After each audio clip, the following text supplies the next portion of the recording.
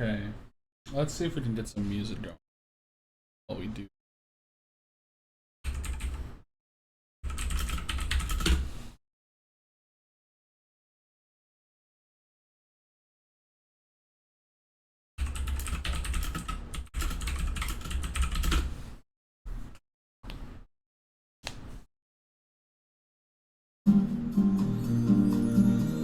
Oh god. There we go. There we go. That's much better.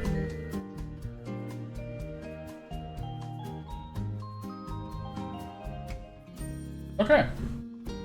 Cool. Cool.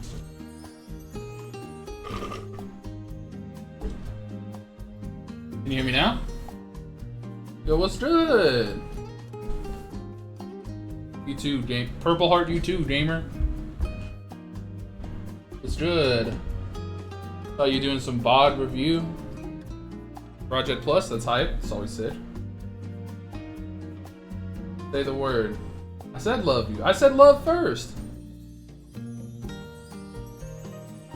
I said love you, Purple Heart you. Feel me? Yeah. That's right. Good. We grab the kit. This is what we're gonna do. We're gonna get started on this bad boy over here.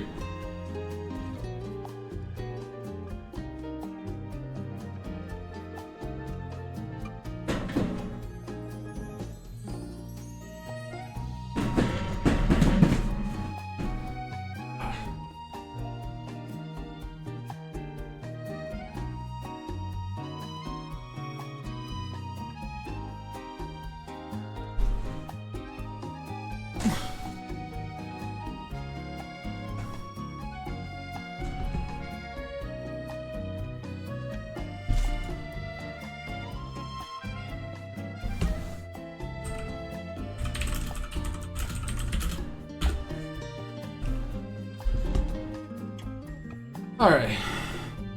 Give people some time to come in. We test. Let's listen up. I'm sure it's fine. Come here, kitty cat. Come here, kitty. Here. You wanna be on camera? Come to your tower. Tower, kitty, kitty. Come here. Either one of them wants to.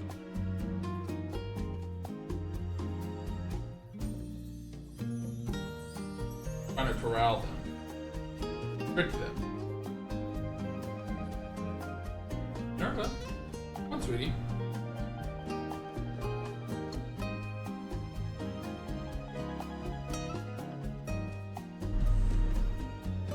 Come on.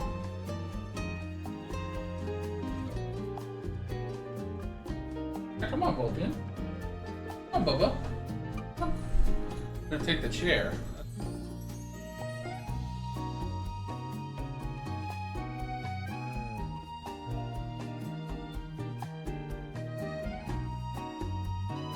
He likes his, don't you, bud?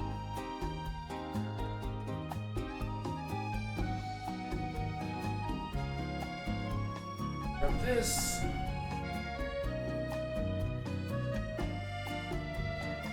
Okay.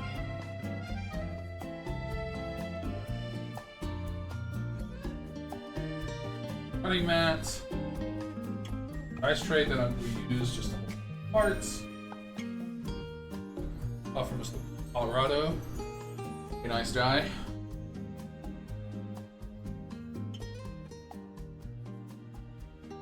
Go over there. There you go. Go, Vulcan.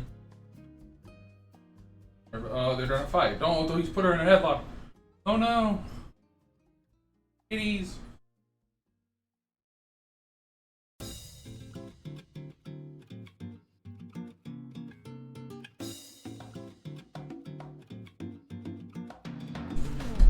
Ow. Okay. So. Also, let me know if y'all like this angle or if you want a top-down angle. gonna try this one out, just this one's a little bit bigger. So it might be nice to just get a stale. We have a bigger shot. But anyways, this is what y'all came here to see, right?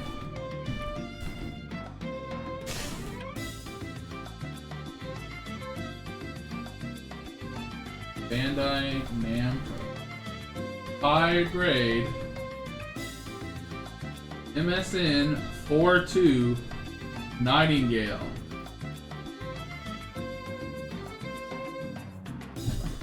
Neo Zeon Char Aznable's use mobile suit. Let this open up.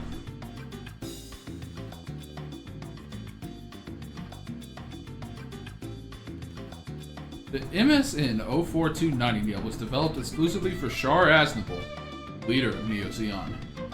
The most prominent feature was the incorporation of a psycho frame. As a result, the Nightingale was completed as a mobile suit, or an MS, with capabilities akin to a mobile armor. The Nightingale was a mobile suit with exceptional abilities that silhouette greatly deviated from a human design. Overhanging binders on both shoulders, a large rear armor piece that extended backward, and front armor as large as the legs. Despite its unconventional design, mobility devices placed on the shoulders and rear armor enabled the MS to gain high mobility and operability. The 5 propellant tanks allowed for long combat operations. It was armed with a long-range, high-power large mega beam rifle, a beam tomahawk equipped with 3 devices, and 10 funnels. This armament configuration enabled the MS to gain combat abilities that could flexibly adapt to firefights, melee combat, and perform all-range attacks. Nightingale was deployed during Char's rebellion and overwhelmed Amuro-Ray's RGZ-91 Re-GZ. It was as powerful as the RX-93 New 2 High New Gundam during the battle over Axis. A lot of words say that this is a real deal.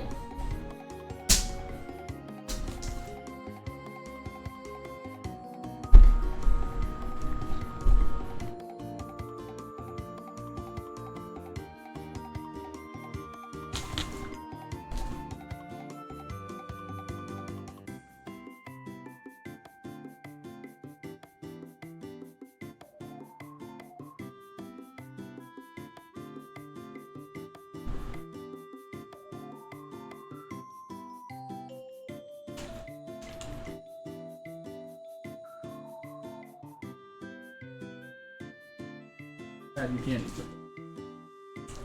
Sorry, Bubba. Okay.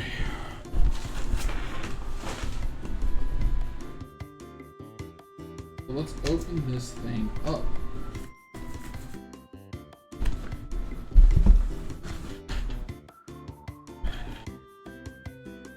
Move some stuff out of the way.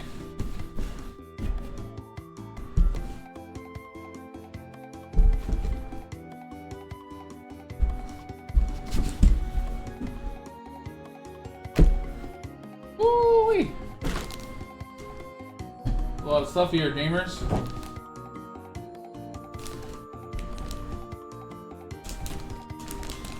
Oh my god, dude, look at this. It's huge. 1, 2,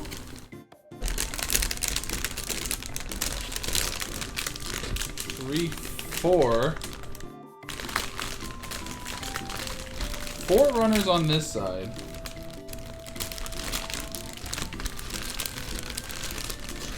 We have 4 there.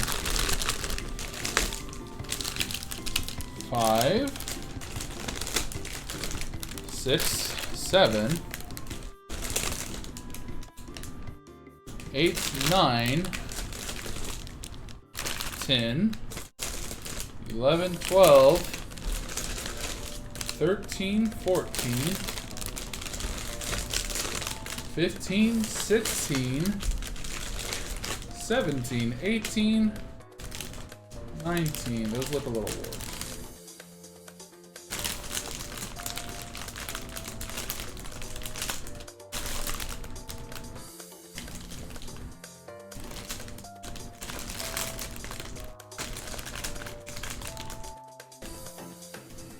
Okay.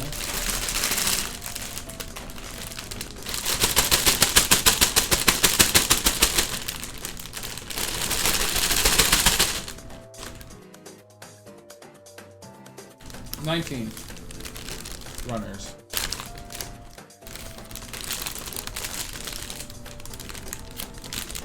We have to open this one up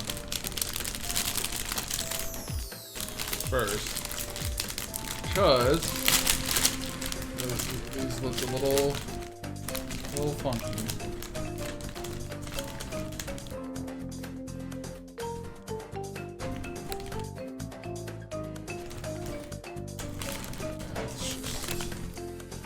Apply light pressure.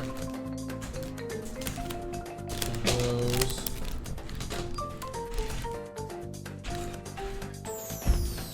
Have our booklet.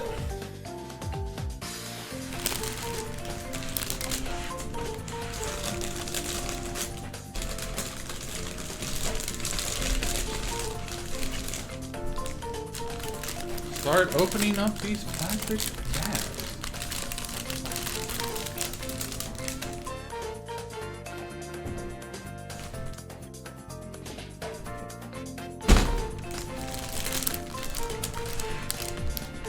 There is a tiny ass sticker sheet in here. We might leave this one closed until we need to get to it. Yeah, let's leave all these closed for now.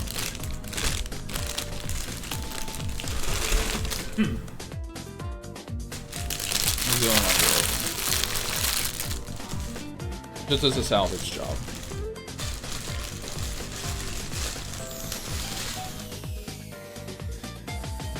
So, here it is. Nightingale.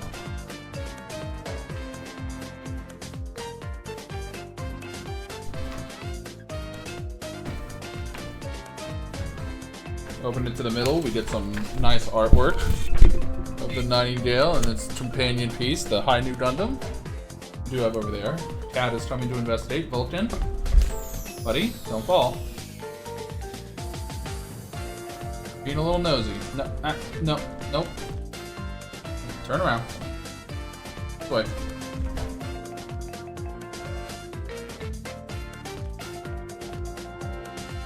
No.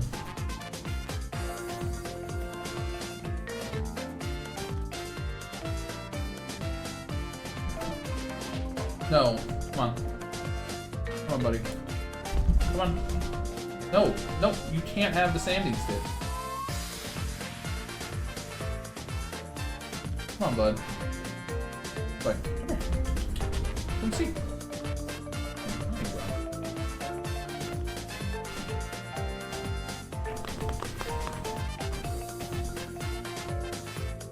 This outlines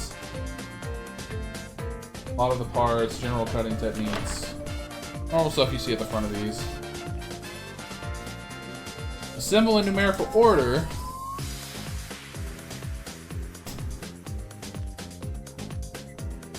Oh, I see. There are two sticker sheets. Sticker A and sticker B.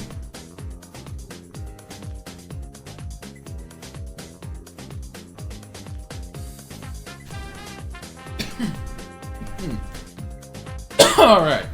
So for the first part,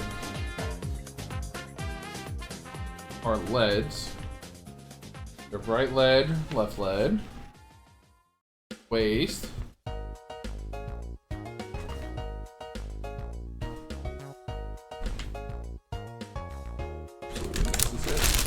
Whoa! Alright, kitty cat. No, no, no.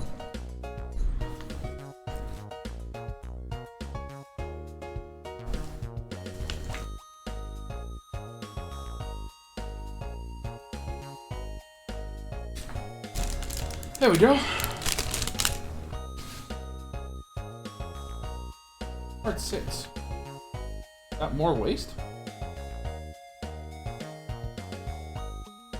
Part 5 is assembling the leads to the waist. That seems to be chest.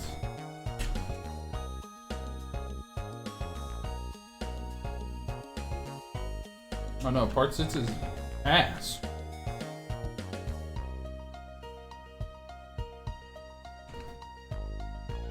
All the steps seems pretty simple, which checks out for a high grade, you know?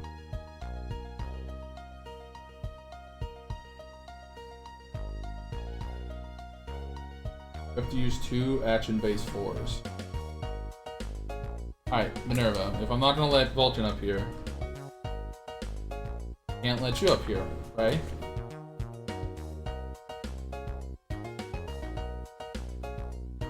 Right? 17?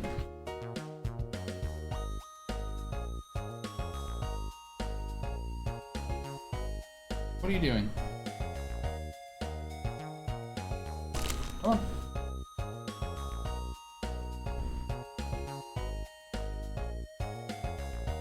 Count it down.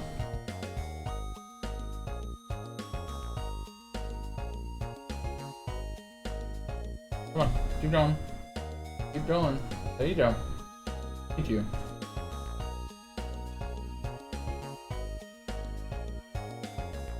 Don't chew on that. No! Stop! Don't chew on that. No. Bad cat.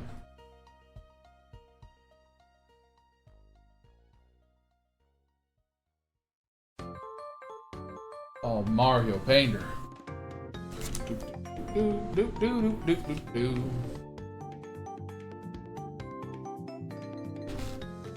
what do we need to start?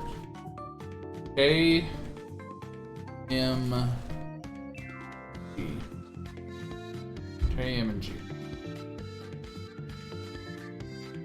Alright. See if we can find those runners.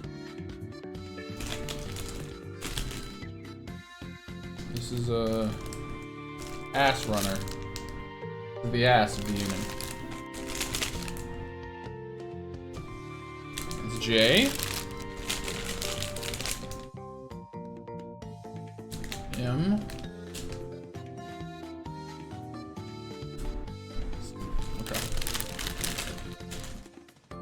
Let's have the fun of opening up all of the little baggies.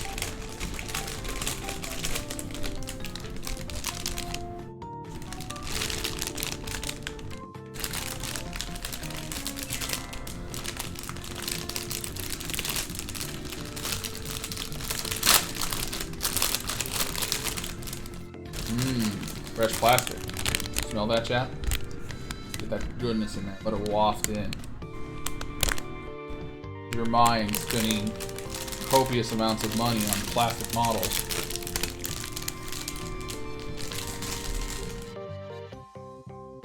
Bag here. I'm going to be putting these in. Okay, runners.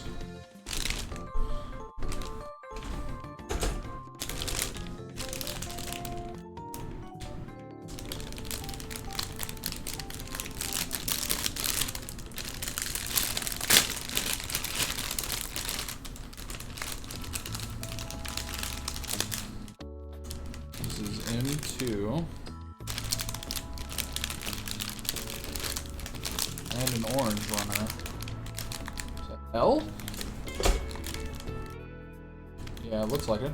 Like an L. These look like the exhaust on the boosters. And then one of the sticker sheets. Itty bitty sticker sheet.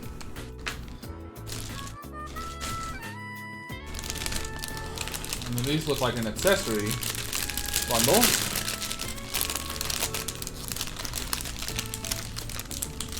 Yeah, this is the... So this here... They're 2 of the beam sabers. Pretty common. And then if you look here, here's the large tomahawk. And this is presumably the shield.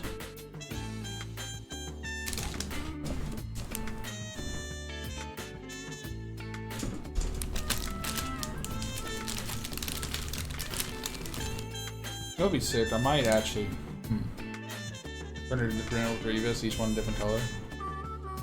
And this is another sticker sheet. Bitter sticker sheet. disgusting Xeon propaganda logo right there.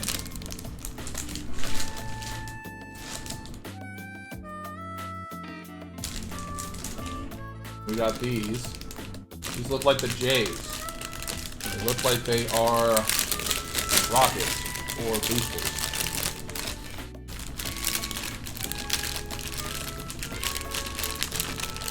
And then some sort of weapons profile, maybe?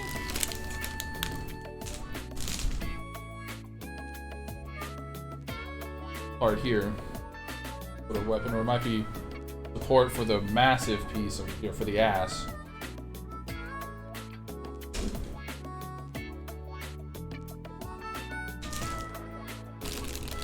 The ass.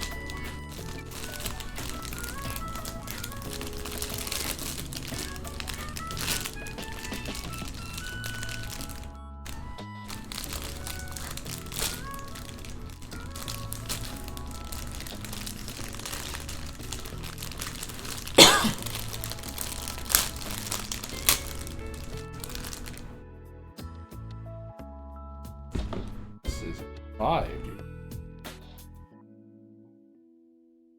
Empire City Night. No wonder it's a 5. That intro, awesome music.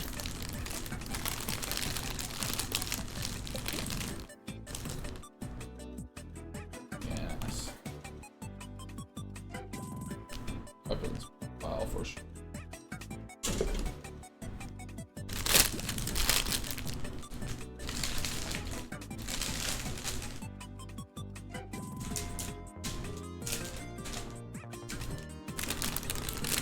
These look like armor and internal frame stuff.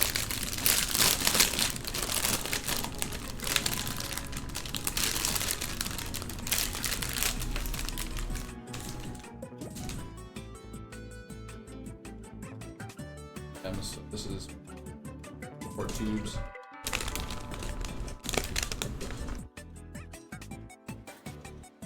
Shoulder armor, presumably.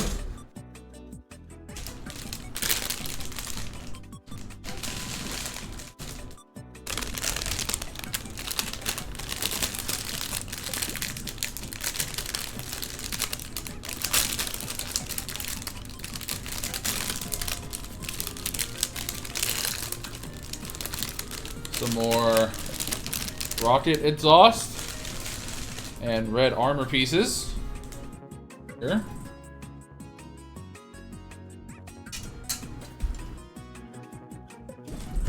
Keep going through. There's so much to unwrap. It's like Christmas in a box.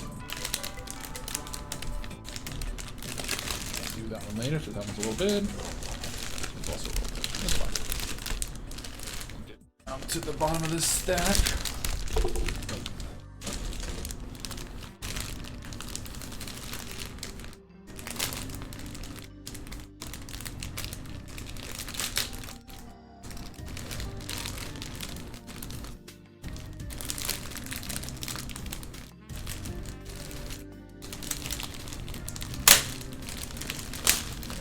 go. Massive armor runner. Pretty sure everything on here is a piece of armor. That. There.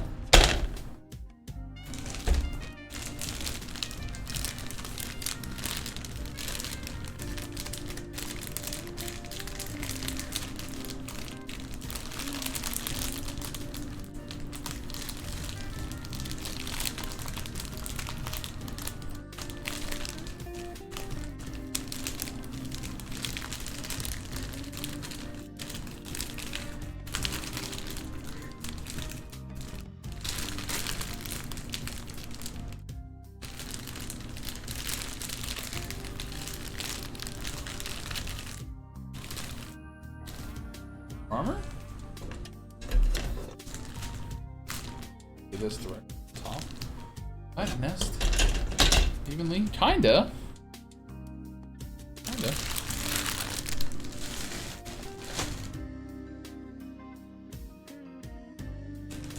And then the last package looks to be internal frame or accessory parts, and then another armor runner.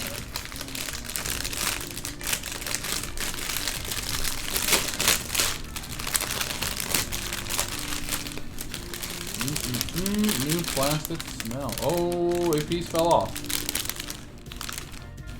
That is unfortunate. That sometimes does happen. For instances like that, piece just actually snapped off easily down there. And make sure that we keep this in the bots. So we absolutely need it. H10. Then runner.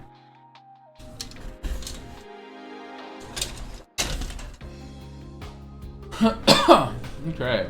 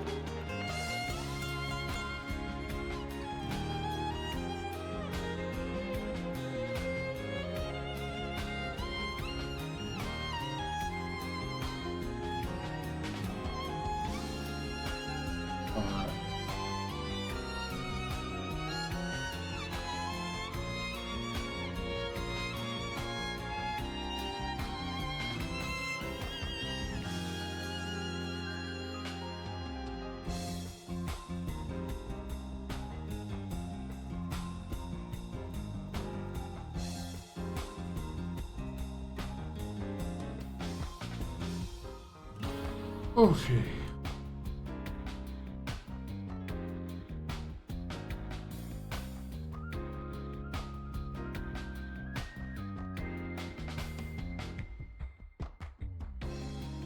All right.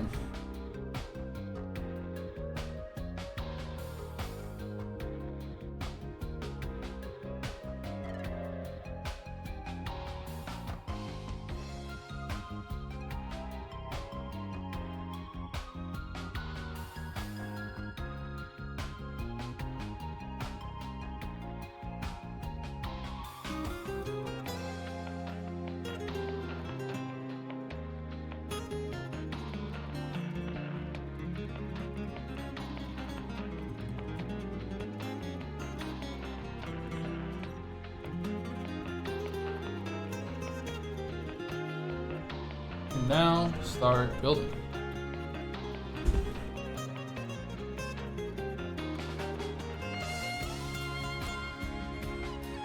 A, M, and G.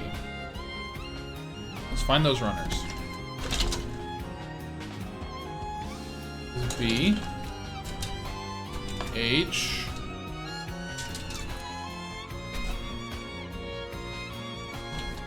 this is a G.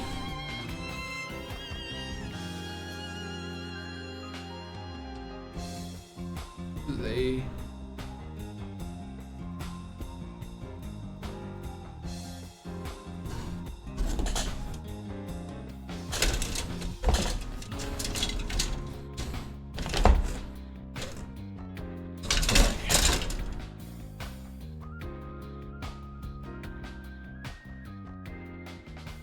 A little test.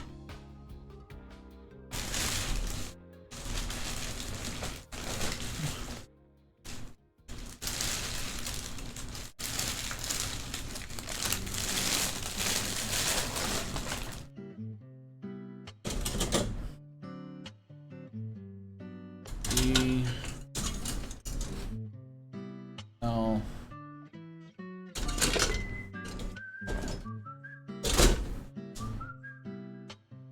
A, Do I have a G? So I need a K and an M.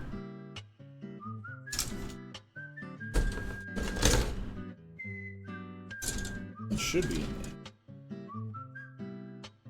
This is M1. Need a K. Okay.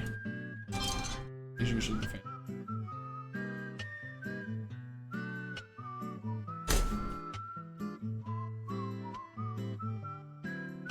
Two.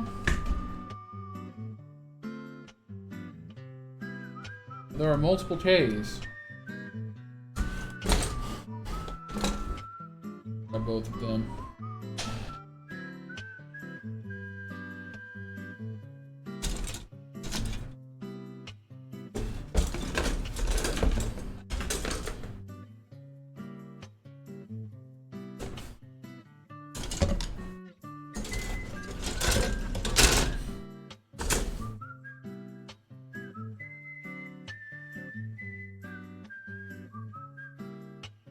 See if I can bring my other chair over here.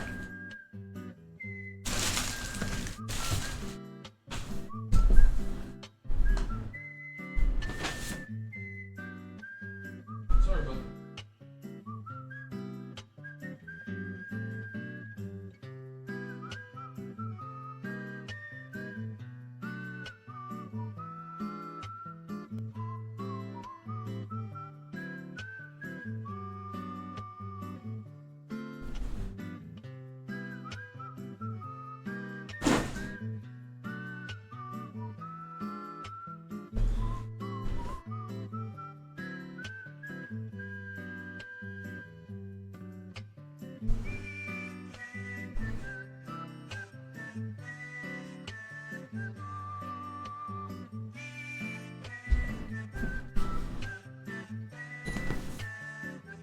The cat has commandeered it.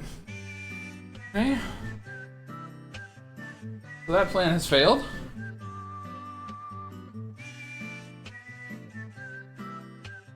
He likes to sit. That's okay.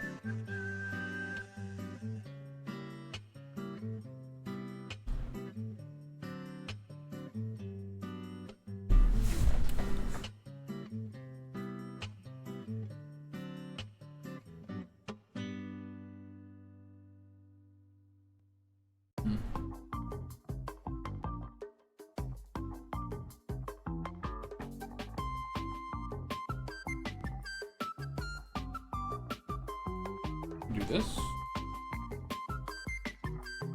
Move the PlayStation back. Perhaps.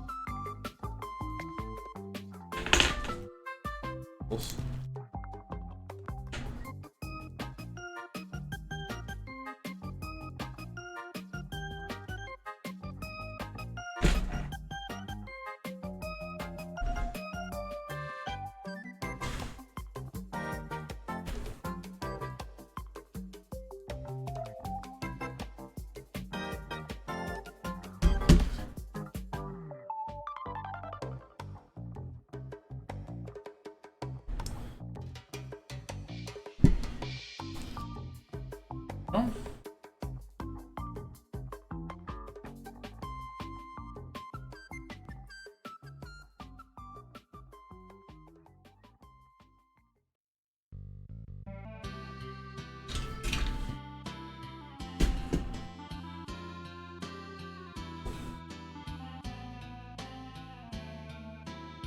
There's stuff in here.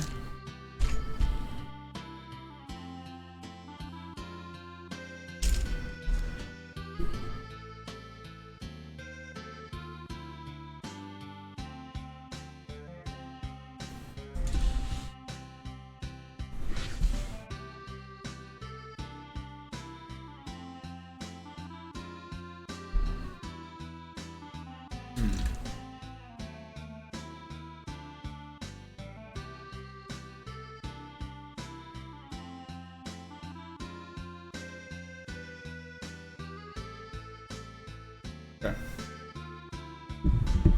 First up, K10 to K13.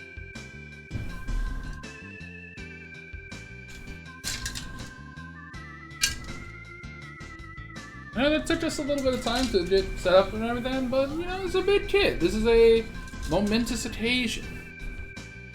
You have to do your due diligence.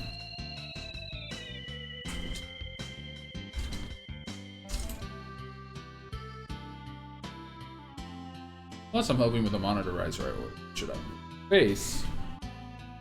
More stuff like this. Future. Easy first.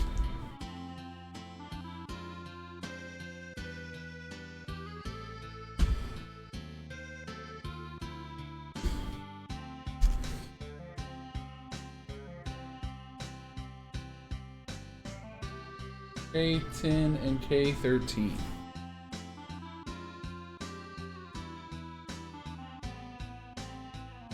K13's here. Remember, you want to cut the gate itself, not the connector to the gate. That way you have room to remove the full gate and reduce nub marks.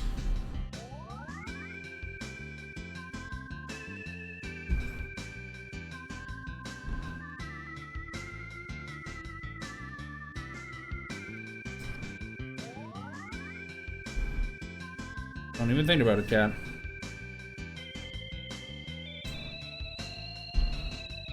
No, no, sweetie.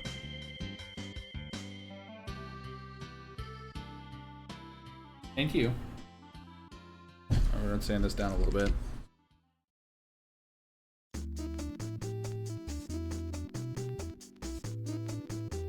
Rid of that nub mark.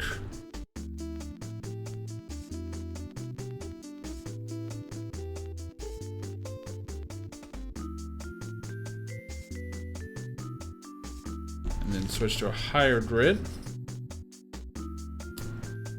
Finer details.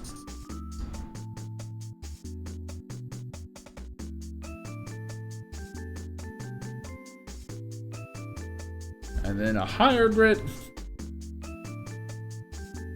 to polish.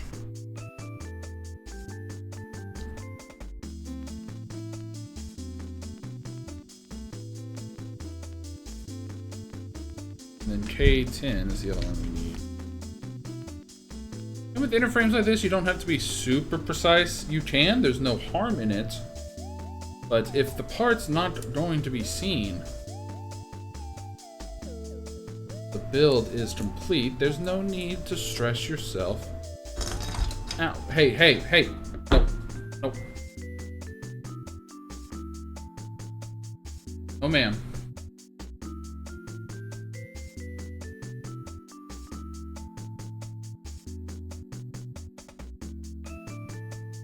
In your... Probably not.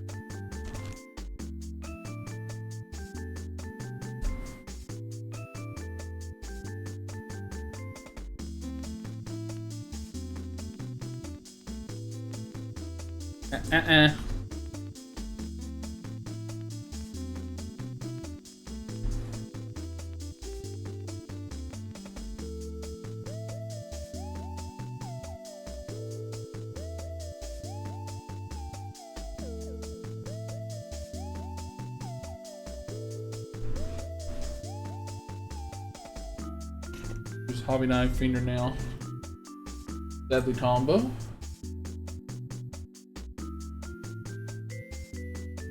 Goes. So. There. Go. First piece assembled.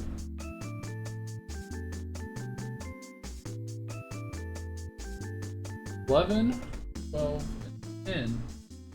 One of the M runner.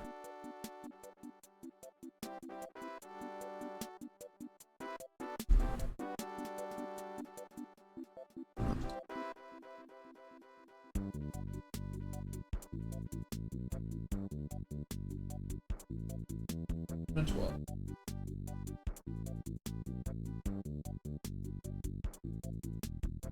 These three.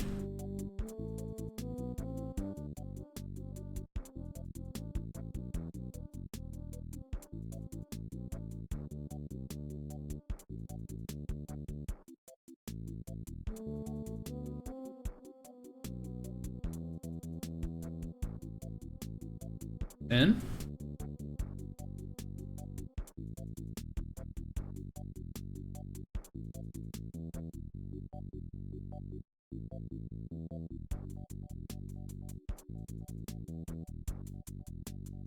$11. And here's the 12. We will cut them out, clean them up.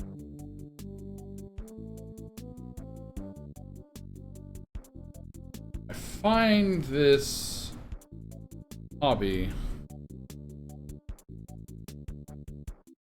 model kit building, this Gunpla build, rather therapeutic in a way. So much of my work, being really just work entertainment, involves using some sort of electronic device. So it's nice to have something physical that I can use my hands on. It helps to relax. And I'll be honest, I did not do a lot of kit building in 2020. I had moved jobs and had sort of a, not existential crisis, but just, you know, a crisis of confidence. So when you get in situations like that, it's important to remember that you don't have to be in survival mode the whole time. I was for a lot of it. And because of that, I stopped doing what I enjoyed doing. Which doesn't really make much sense if you think about it, right?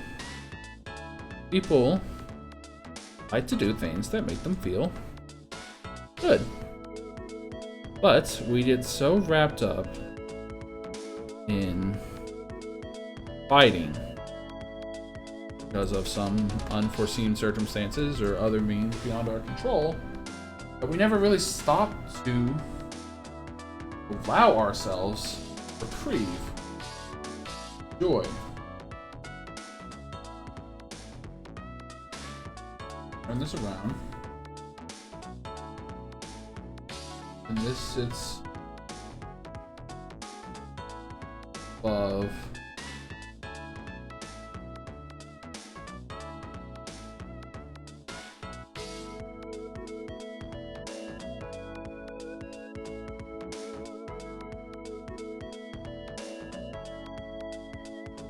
splits in. Sure.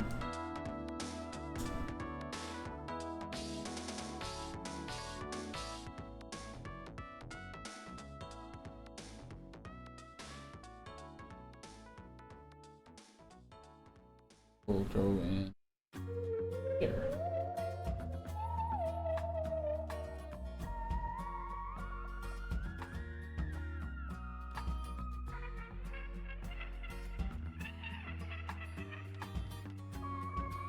This clips in here, and it's funny, you know, I spent so much of this last year. It was a big shift to me. I moved, I changed, not necessarily changed industry, but changed field.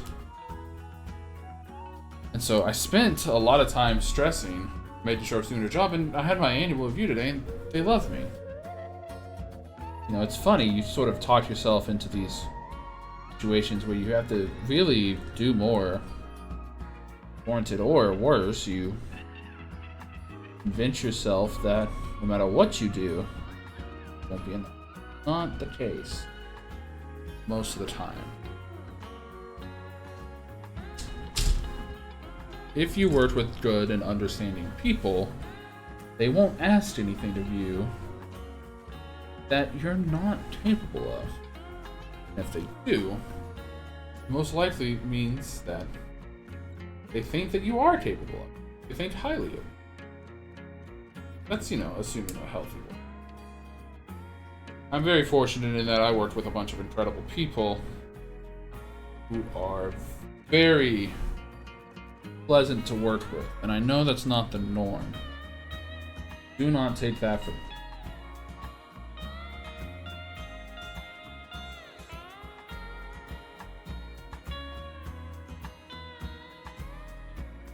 out. These look like kneecaps. Maybe?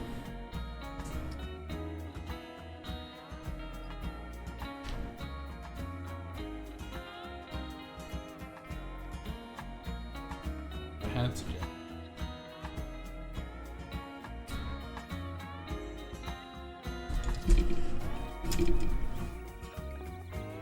Let's shore up.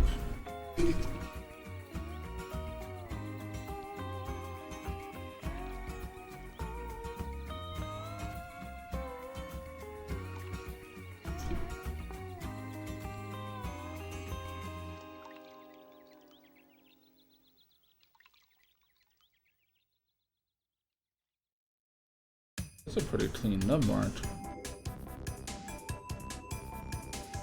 That's helpful.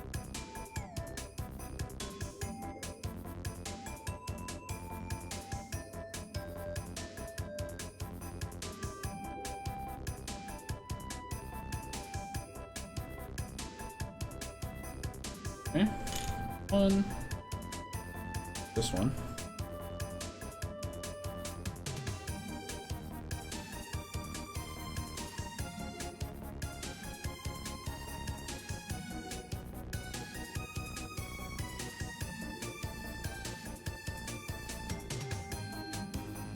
But, that's me. What are y'all doing? How are y'all tonight?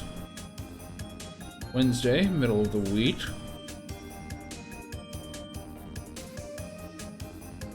I myself am quite ready for the weekend. Had some annoyances at work. Mainly today, actually. Not my annual review. My annual review went well. It's nothing with the people. It's just timings are lining up in an unfortunate manner. So that's a little annoying, but nothing we can.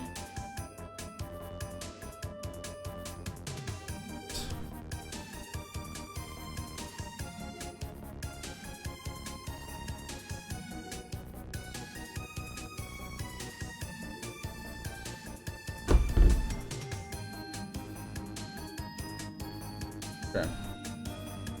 So then distros.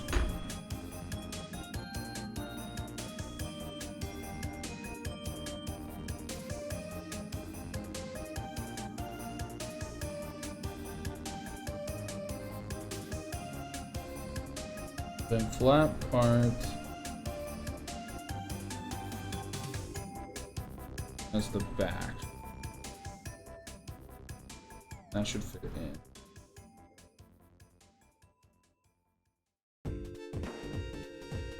Okay.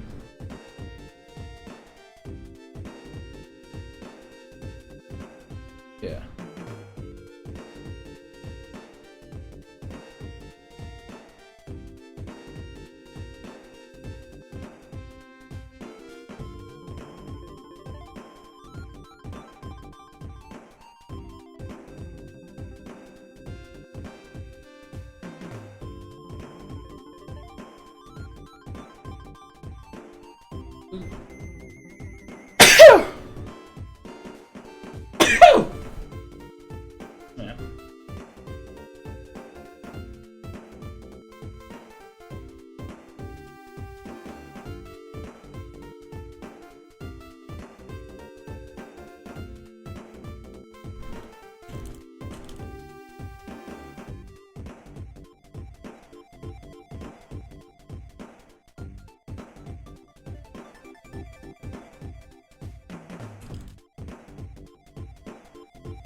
Go.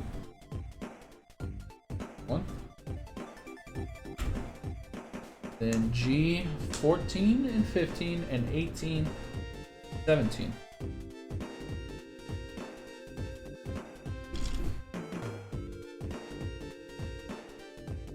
Now, since these are the armor pieces, we have to be a little bit more careful. Try our best to reduce the nub marks. These are going to be visible.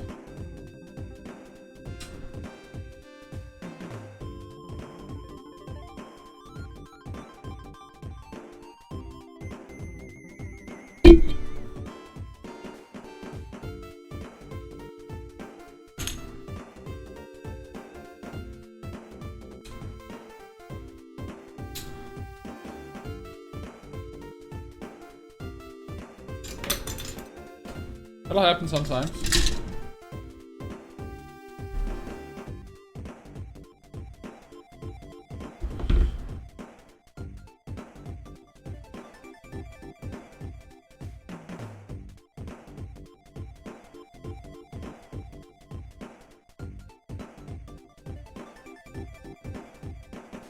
But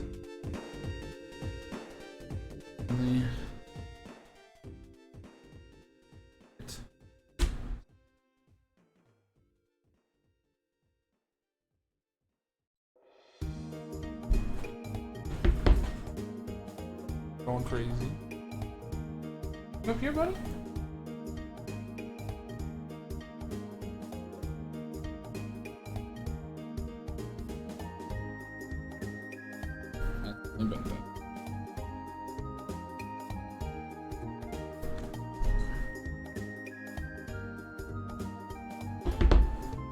This one,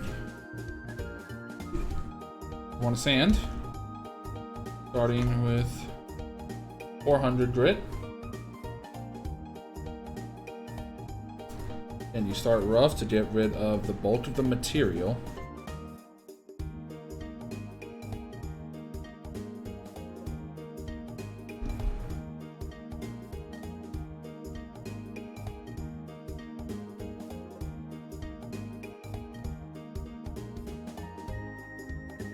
Uh-oh. Fine, it's a little battle damage. Remember, kids, if you ever make a mistake building Gunpla, it's not a mistake. It's battle damage.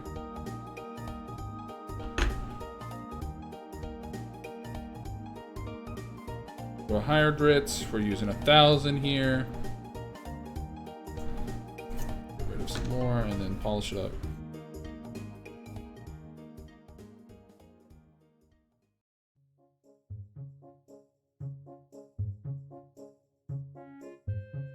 Do the other piece.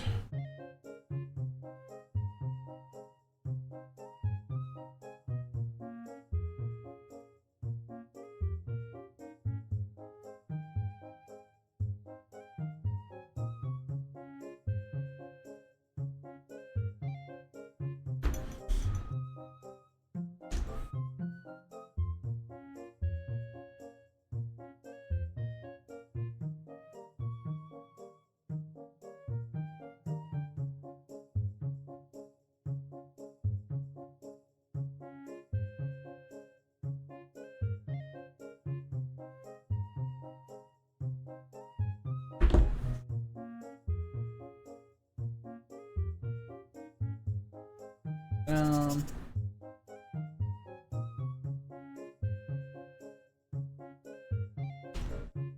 To the higher.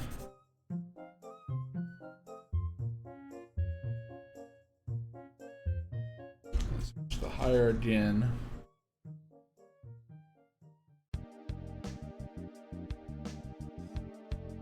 Then the symbol.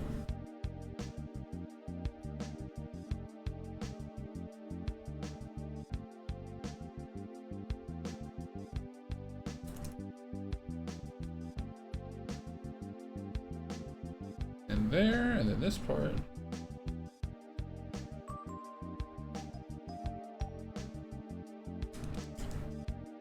Snaps in.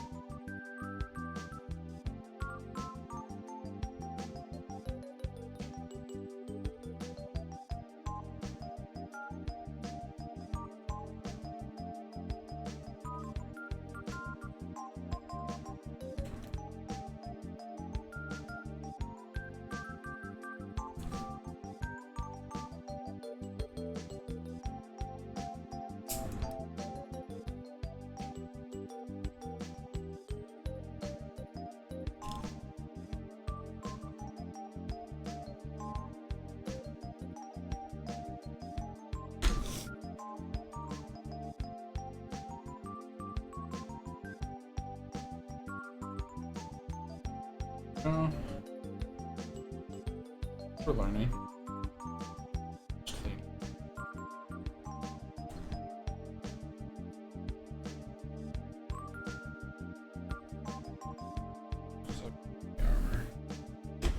Then 18, 17. We'll try both of those out. Those are 2 individual steps, but there's only 1 piece.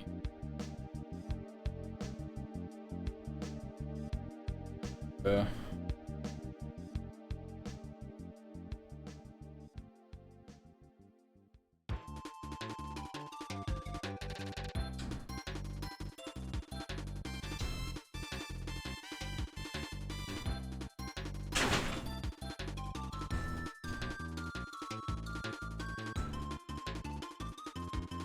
It's 17.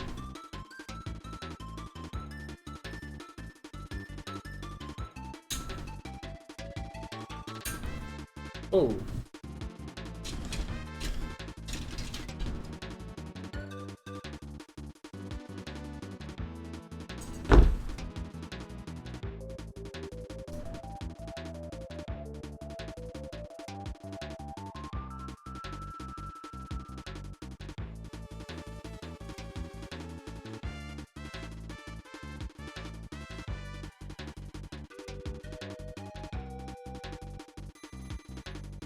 Oh, are you serious?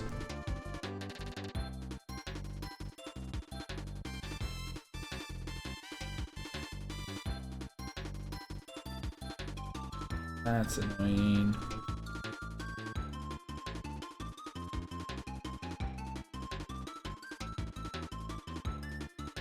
Need to replace the boards.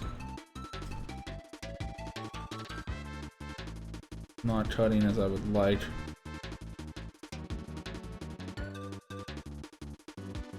We got a little extra battle damage.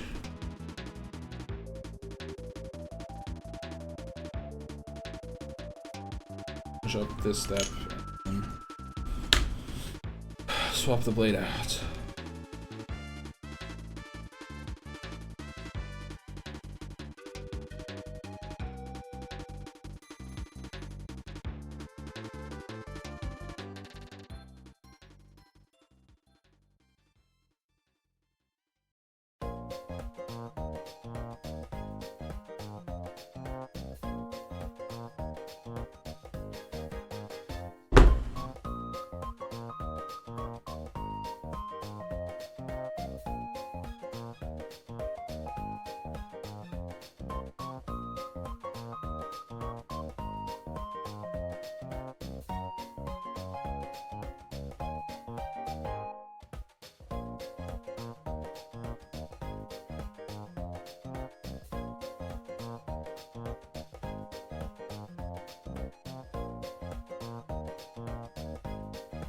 Go.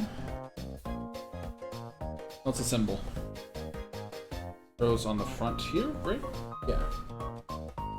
As I've oriented it.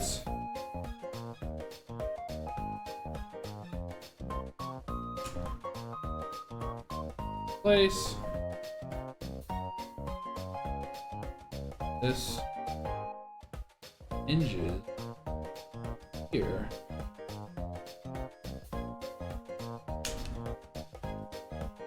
Like so.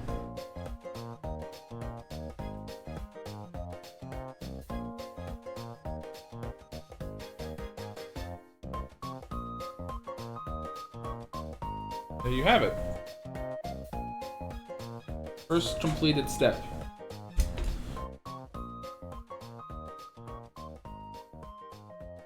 Right, let me swap out this blade.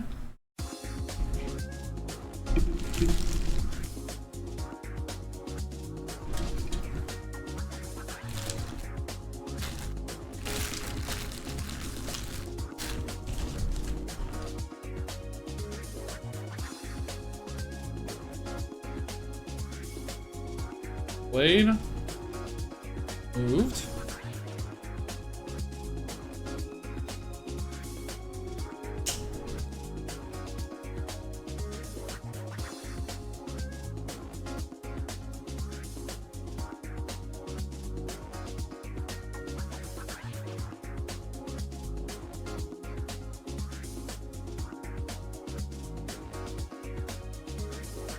Need one.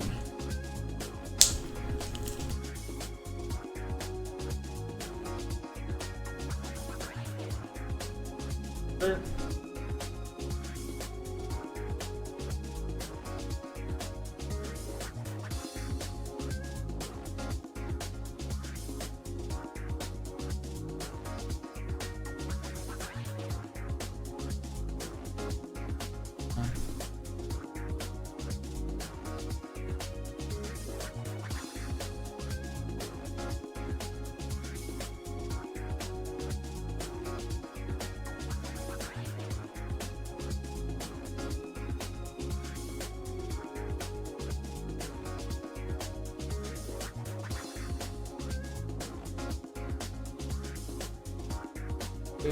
Like so. Here we go. Two blade.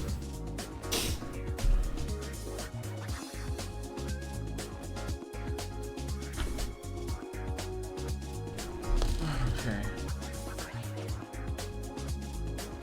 Go to the restroom.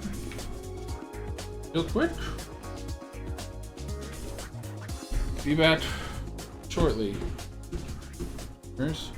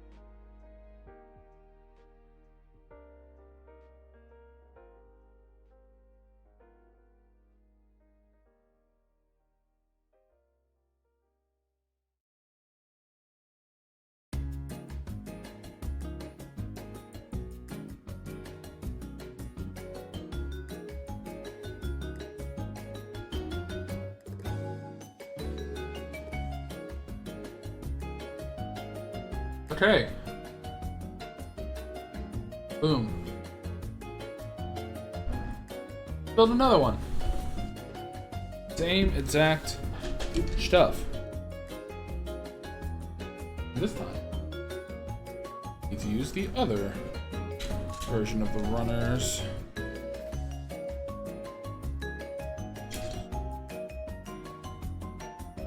Will be these three. Put away, and I need the other G.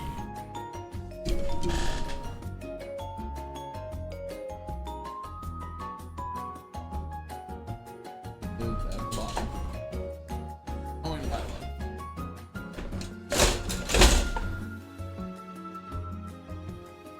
Yeah. All right. Same things.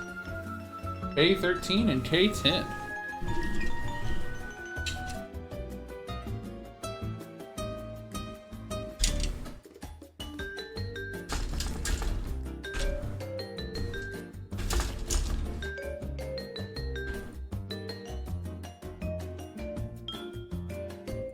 Oh, that's the one that fell off earlier.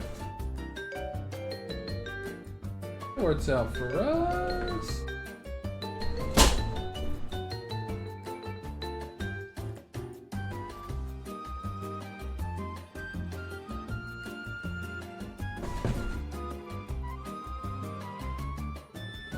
Yeah, K13.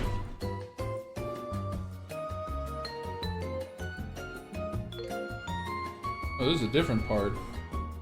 Oh, I moved the wrong runner because I took it from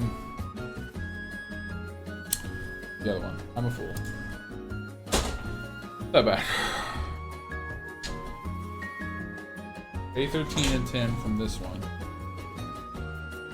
Let that out. Switch.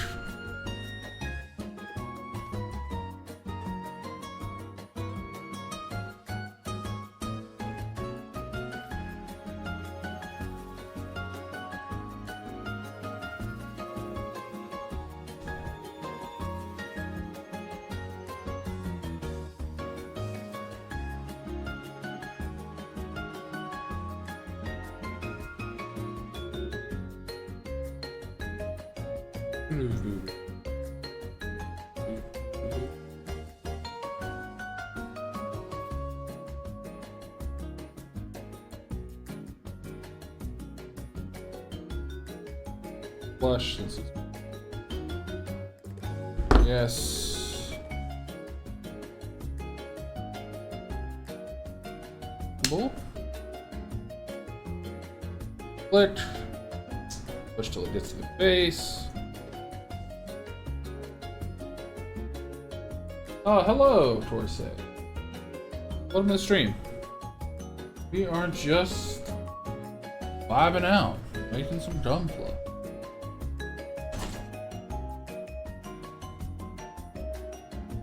So now we are done.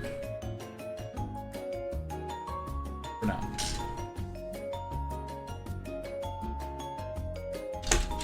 Other one here. 11, 12, and 10.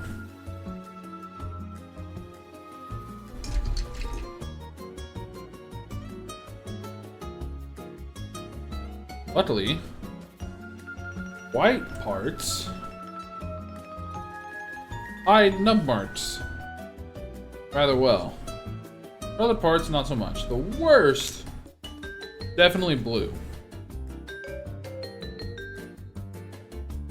Blue parts show nub marks way worse than other colors. Yeah. Yeah. Yeah. Go. I think we're done with that one as well.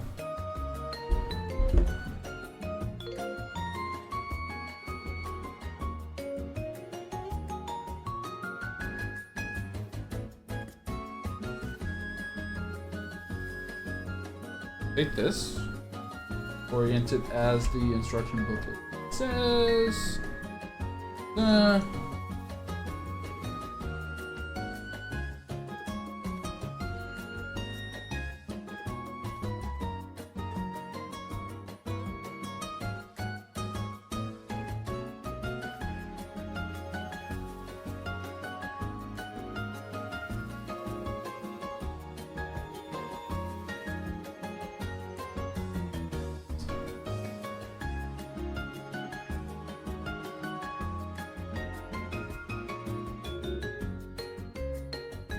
This.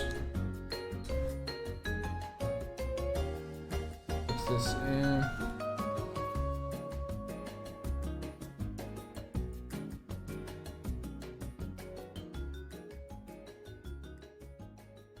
Match these together.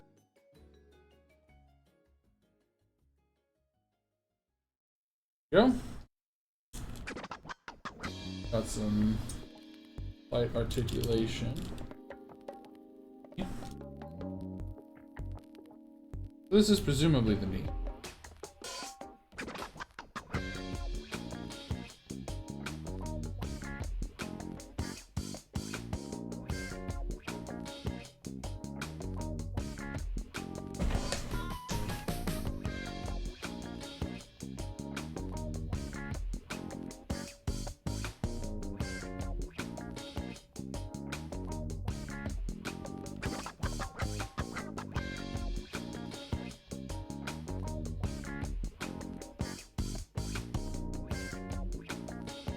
Then K9, 11, 12.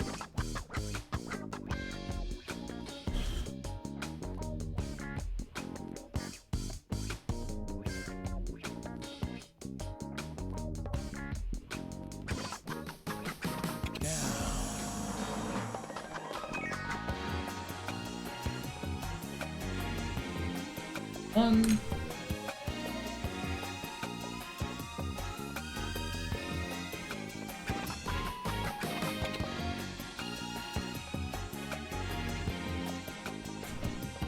Two. Where's 9? There's 9.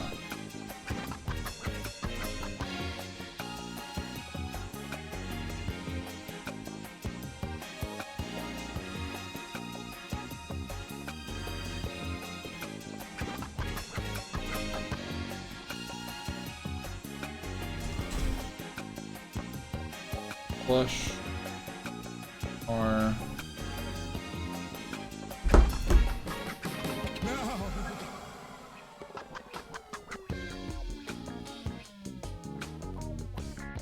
And here's the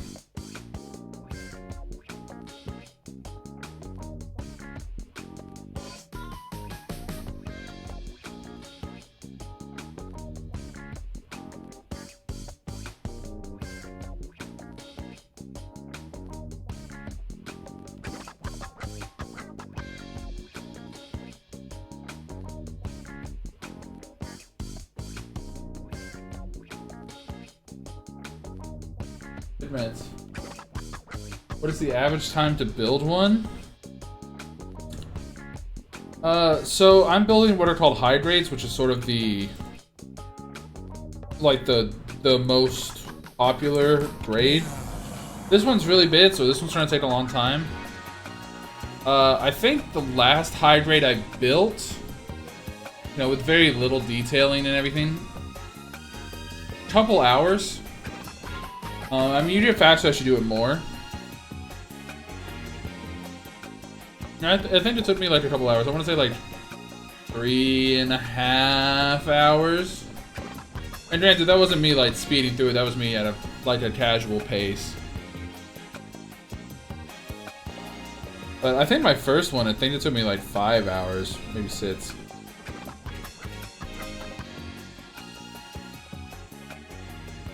Yeah, the bigger ones take a lot. Like master grades take a long time. Couple sessions at least.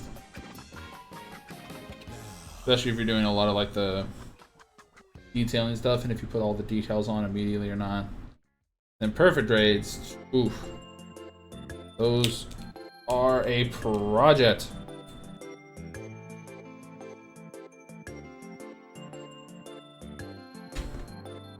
Yeah, I'd say for like, if you did a what's called a starter grade, which is like the baby's first model kit for it, those don't take very long at all. Like 30 minutes to an hour, maybe.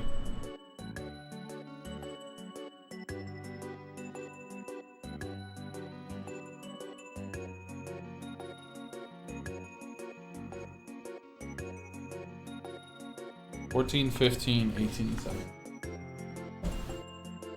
But it's pretty easy to do, all things considered. The booklets have, most of them aren't in full English, but they're, you know, they're pictures. The pictures show you the orientation that you need,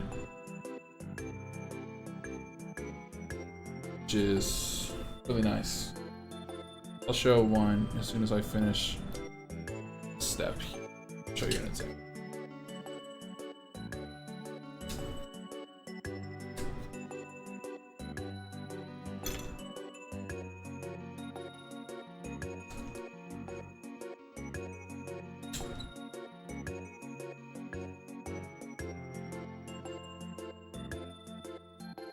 So like I have these pieces here in my hand, and then the booklet, if you look in the middle of the left page, it shows you the orientation and the part number you need and how you need to assemble it.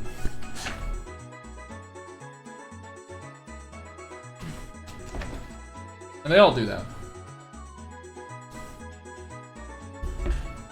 I put together probably a dozen of these right now, and they all will tell you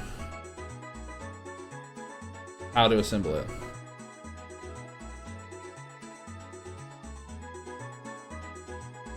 This one's not gonna come up.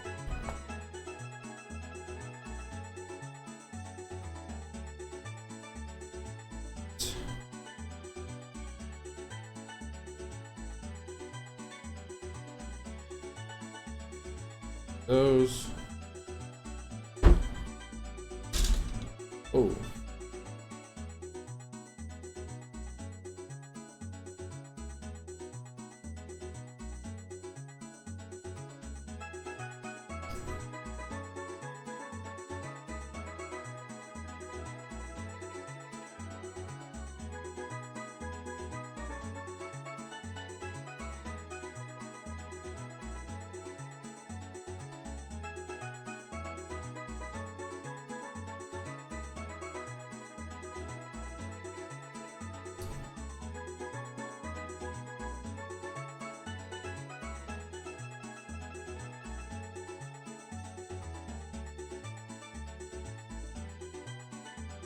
Yeah, that's a lot to look at first glance. Yeah, well, this one is like, this one's a bad example, to be entirely honest with you. This one is a big one. They're called what are called high grades, which are the quote-unquote simplest of the three major grades. But this one, because it's so large, it's a little bit more involved. If you want to get into one, the best thing I can do is recommend to you either a starter grade, which, between you and me, I don't really like starter grades. I think they're a little bit too simple, just looking at them, personally. But I would recommend you get a high grade from the Witch from Mercury line. So, the Gundam show, Gundam, the Witch from Mercury. That's the newest show that they have, and those are the newest engineered kits, and those kits are well made. They are very straightforward, very limited, if no wasted parts, easy to build, look nice. Those are good kits to start out with.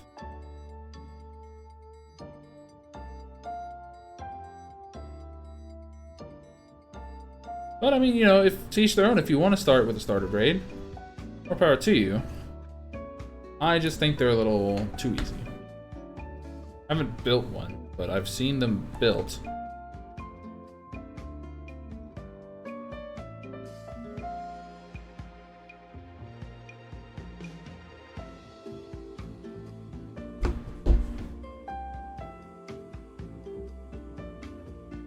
Yeah.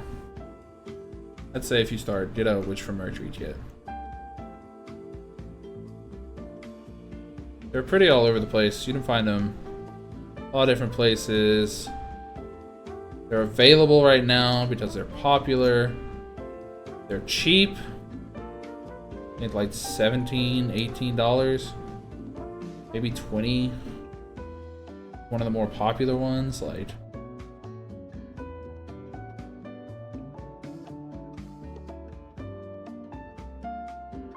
That's the first step, is to watch a Gundam anime or show since you've never seen one.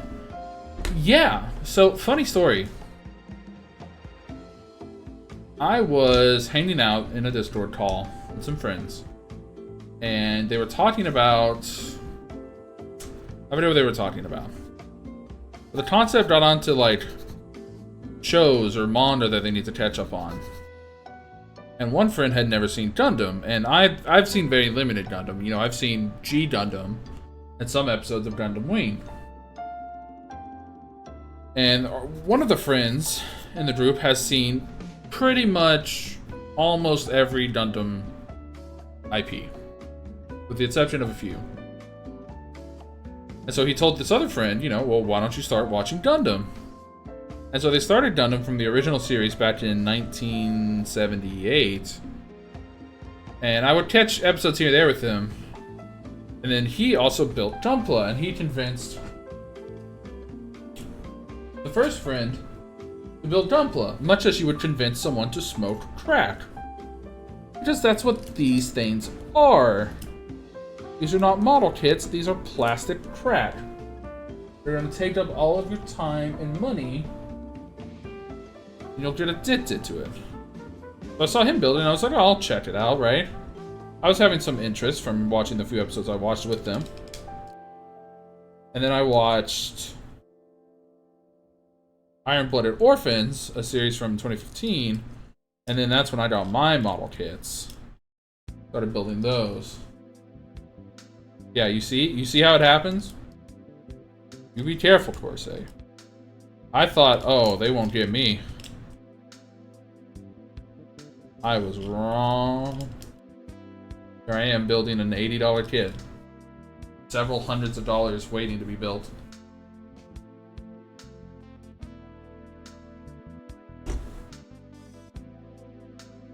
This is your brain on Gunpla.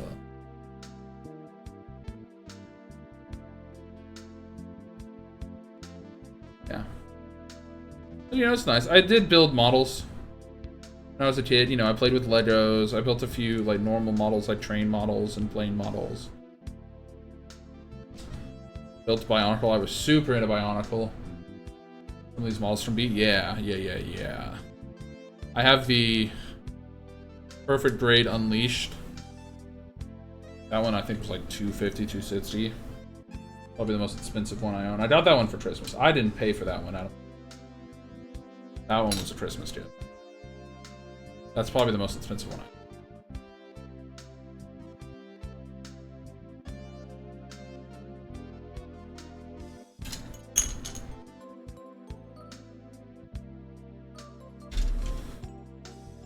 Keep dropping it. Open up the piece a little bit.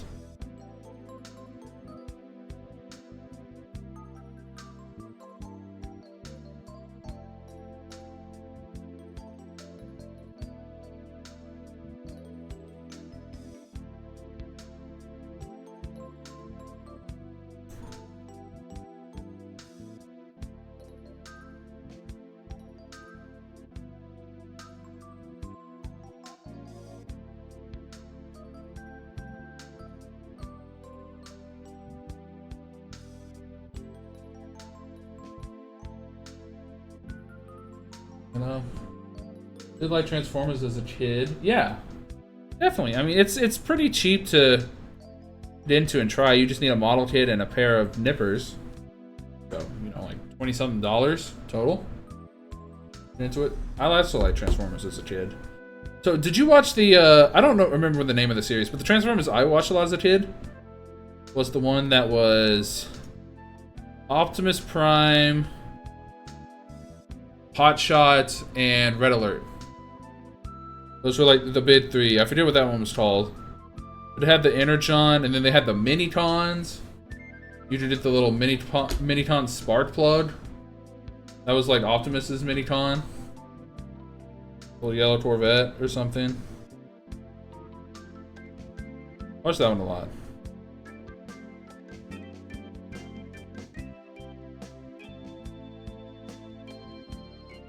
I was a Transformers kid. I was not a Power Rangers kid.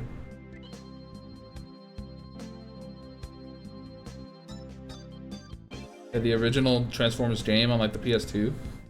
That game was hard. Maybe Cybertron. Yeah, maybe that was War for Cybertron or something like that.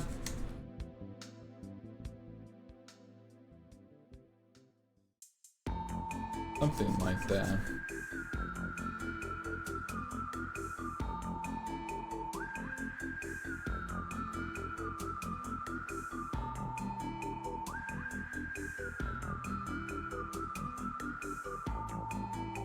Transformers Armada. That was it.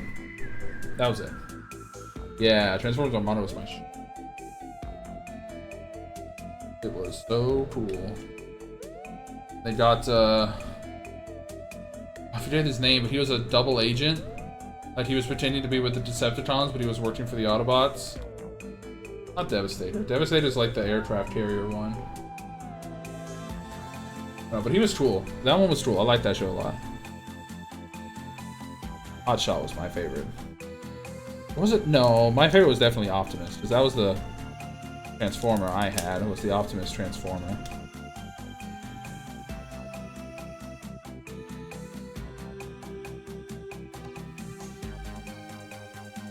Okay, there we go. Part of a foot.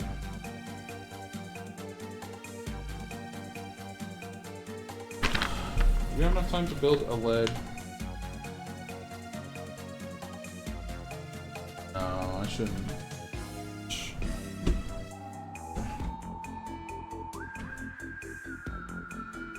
30 minutes. That's this video. Scavenger, yes. Scavenger.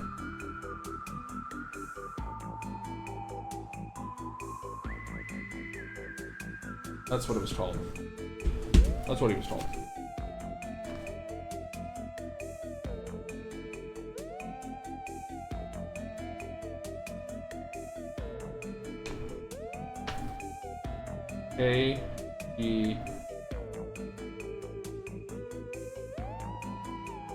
AGC. Maybe we'll try. We'll try. G K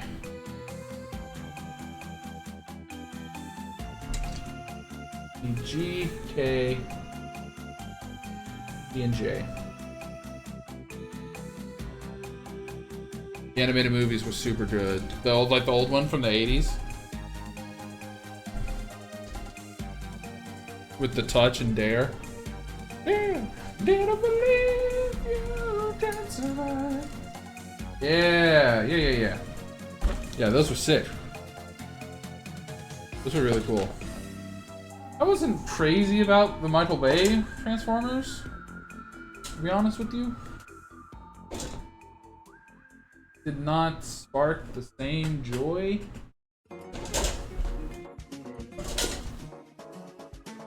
You got the touch. You got the power. I only need one part from the J Runners, right? I need J5. Yeah, I'll just cut that out real quick. Then I can put these runners back.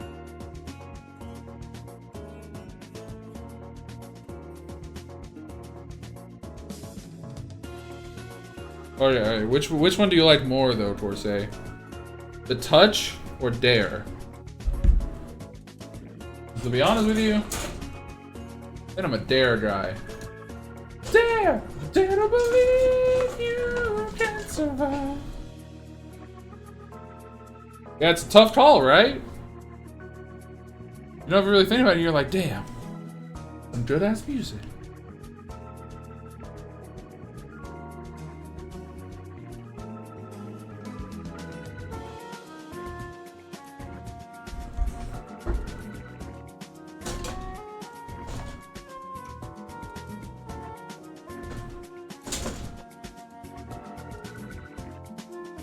What else did I need? I needed C. You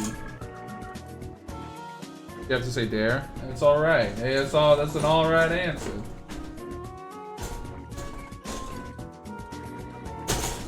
This C? Yes, this is. This is the one we need.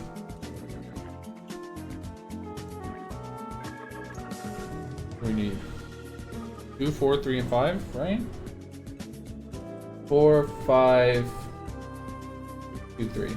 Yeah. We'll check these out. With the runner. I'm getting a monitor riser, so I should hopefully have more room for my desk. Once I get that, but I'll.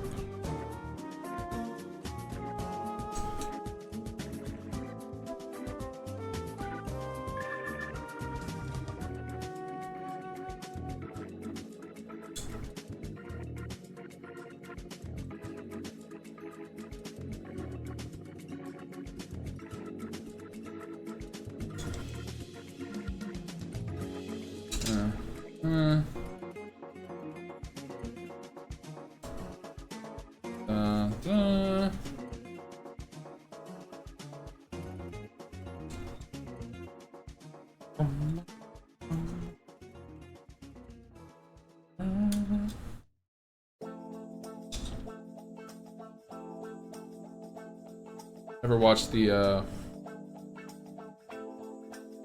what were they called? The animal ones?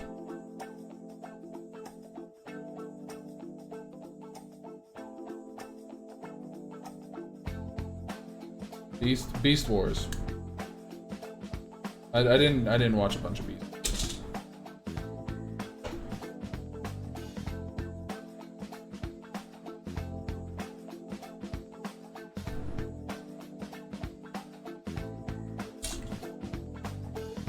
This is one of the ones.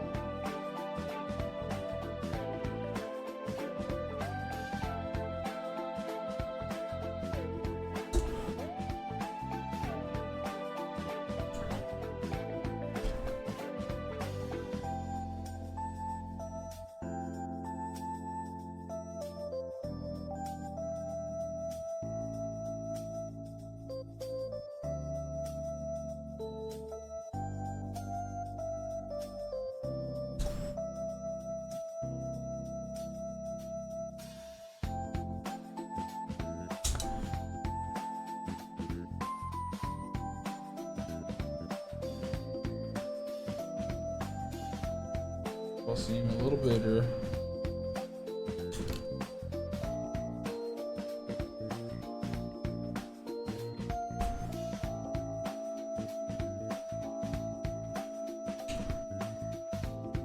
Yeah, that's probably.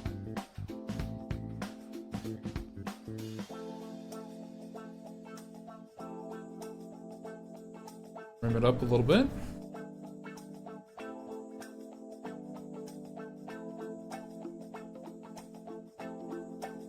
Foundry.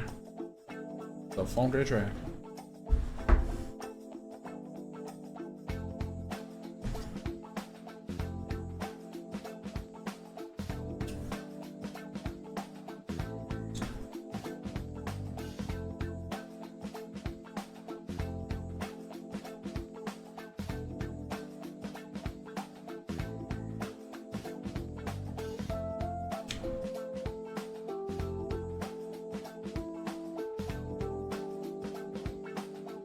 Oh,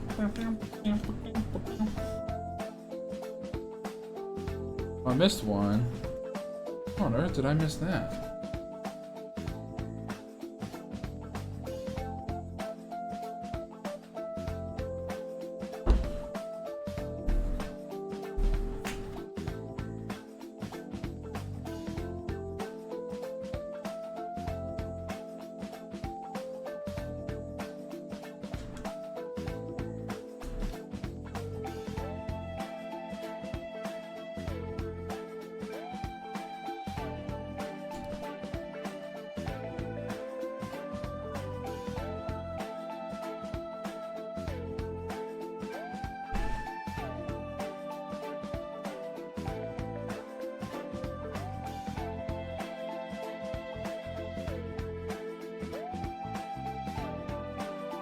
This is the right leg.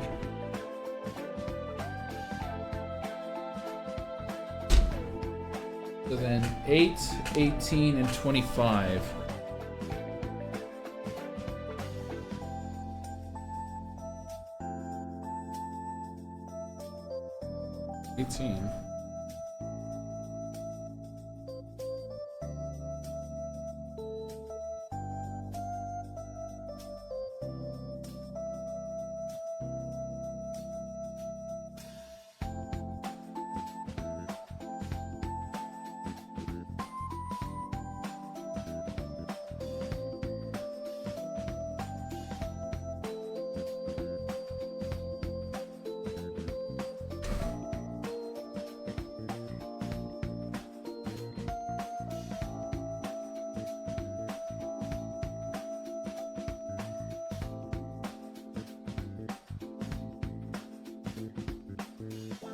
So, anything else exciting going on with your evening? Or anyone else out there that might just be lurking and not chatting. Hope your evening is going well. Nice and relaxing if you want it to be, or exciting and fun if you want that. 8, 18, and 25.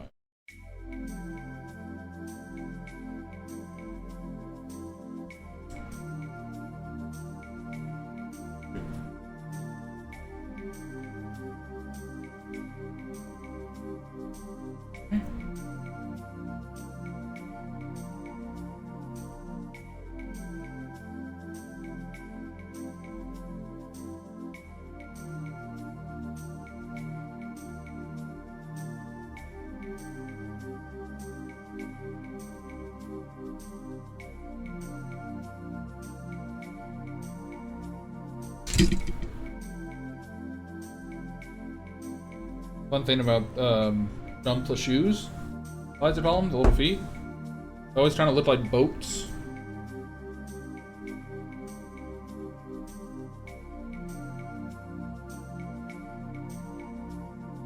Trying to look like boats.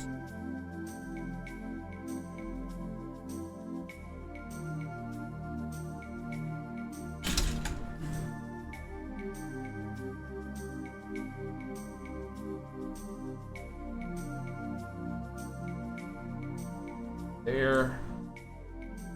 Down.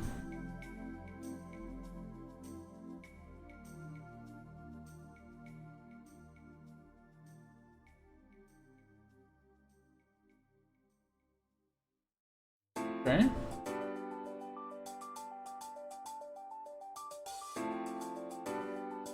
Okay, 26 and 27.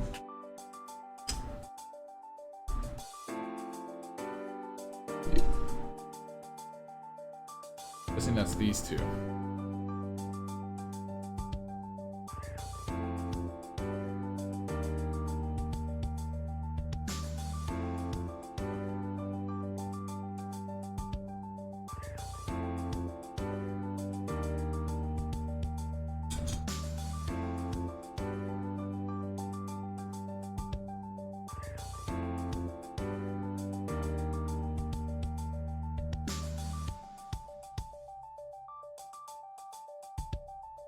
It's in 27? So I think we can retire this runner for the night. That in the box. And those go on to Be 12 and 13.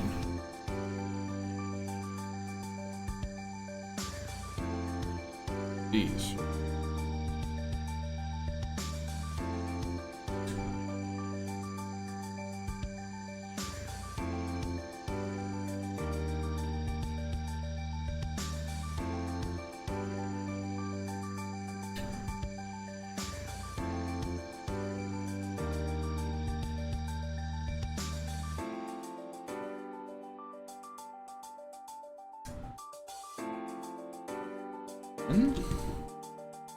To do that, we go back to our classic trick. Cleaning up. Parts. Using our nippers. Our hobby knife.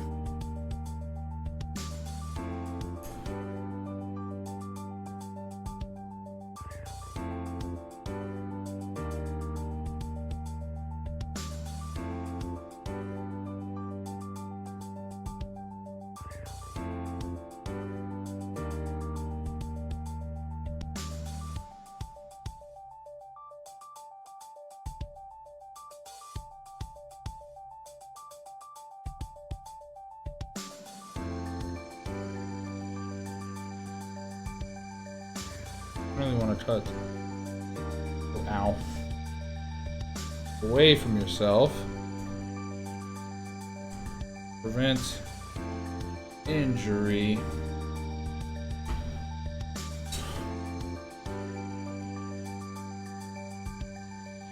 How does this cut cleanly?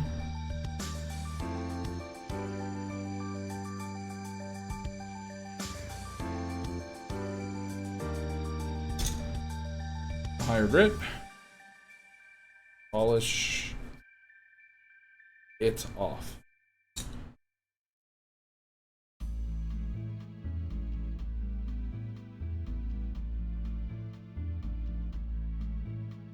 Is there a difference between the two?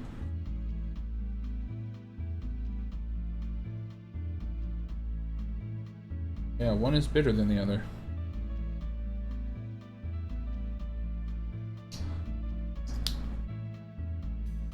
Snap that in. This is the bitter one.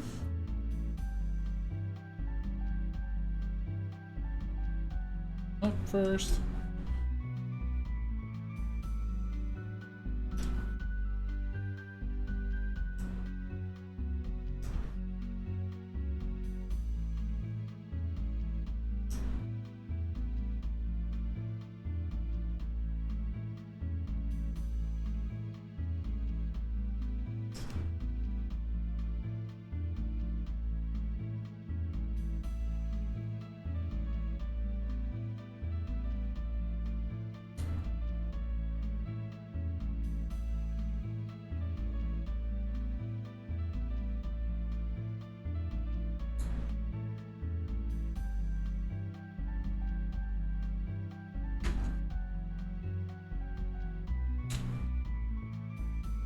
Let me take the bitter one.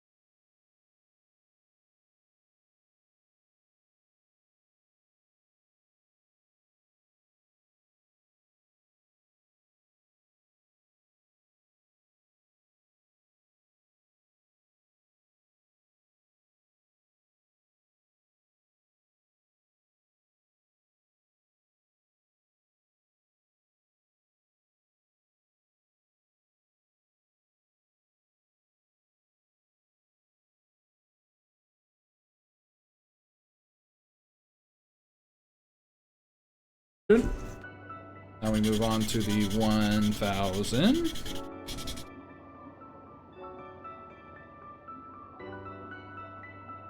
What's the third one?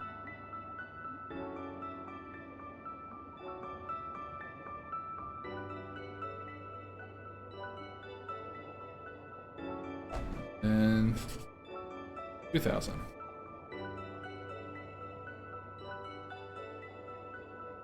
Go. And we put it like so.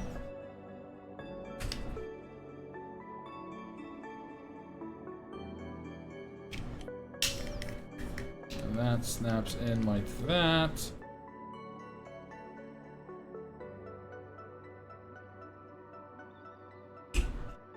We have one more piece on this one. We'll have one lead done.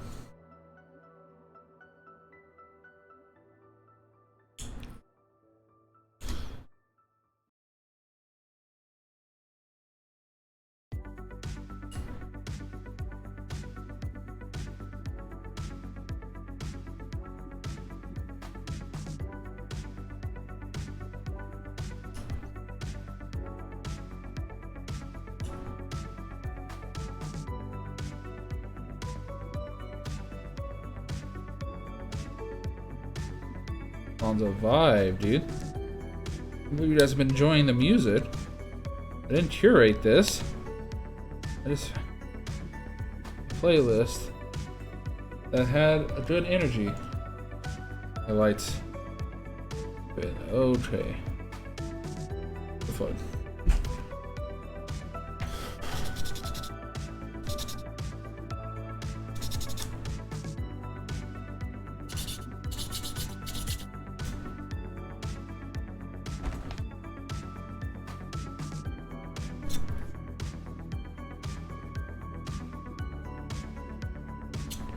And then the 2000.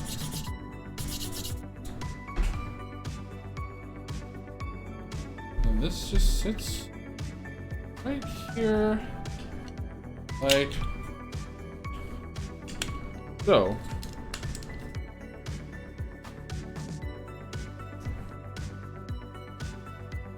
Then we attach this to it.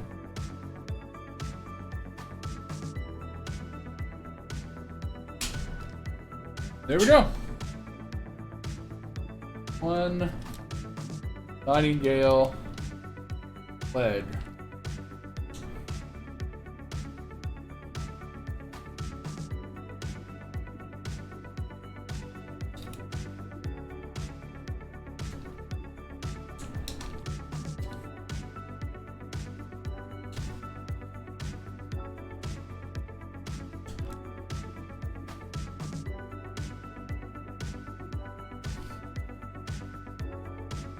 Put him right here for now.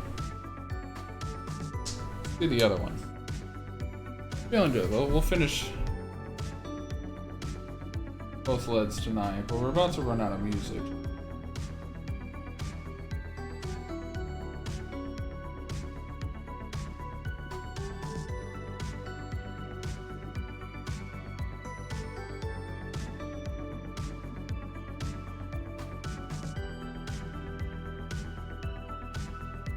Let's we'll do this for the last little bit.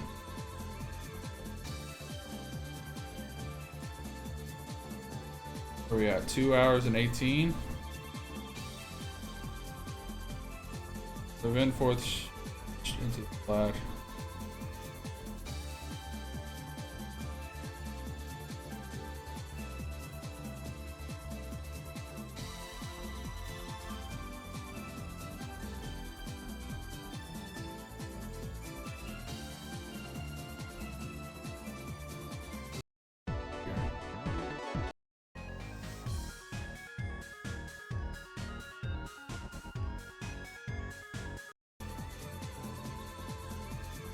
Find one that we liked on this list at this point.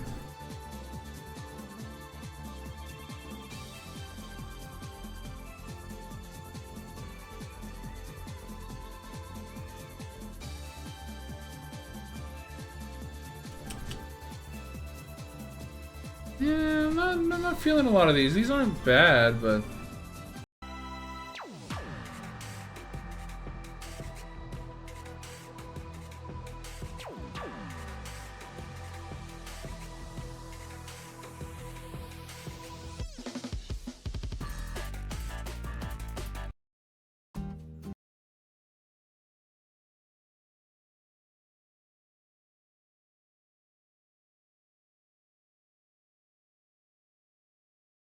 My other cat's asleep in the chair. Oh, sweet boy.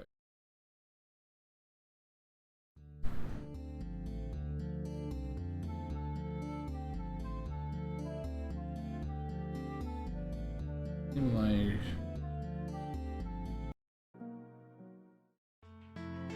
Here we go. We'll close out the stream with these.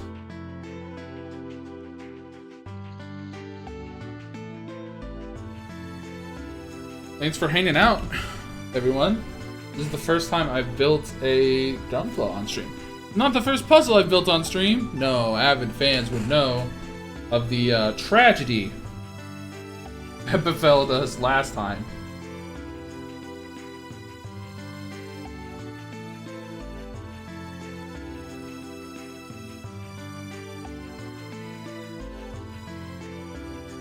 One of the more popular clips of my channel. Of, you know, great pain.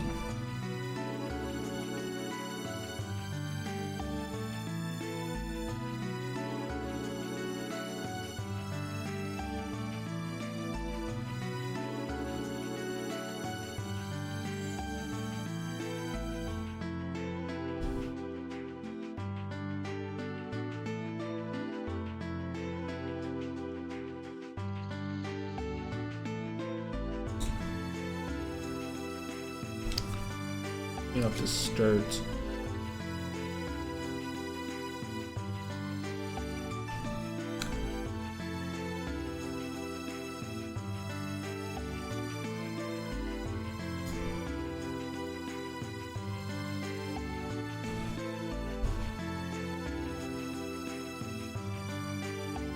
And clean this up with the nippers. Much easier.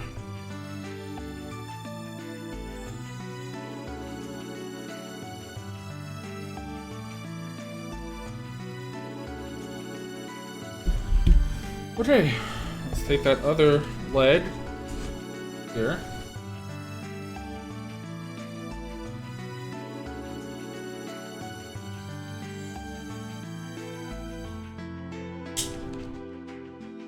In. This is the left leg. The boosters on the bottom are going to be on the outside. Isn't that Dart from Legend of Dragoon on the stream? Yes. This is a JRPG Use It playlist, and this is the World Map 2 theme of Legend of Dragoon. Dude, observation. Welcome to the stream, by the way. Uzi. Yes. We are just finishing up the last little bit of the build for tonight. We're starting on the high grade Nightingale. That's what the people voted for. That's what we're building. Trying a new camera angle. I usually just do the top down from the top of the monitor down here. And I don't know, this seems like a little big.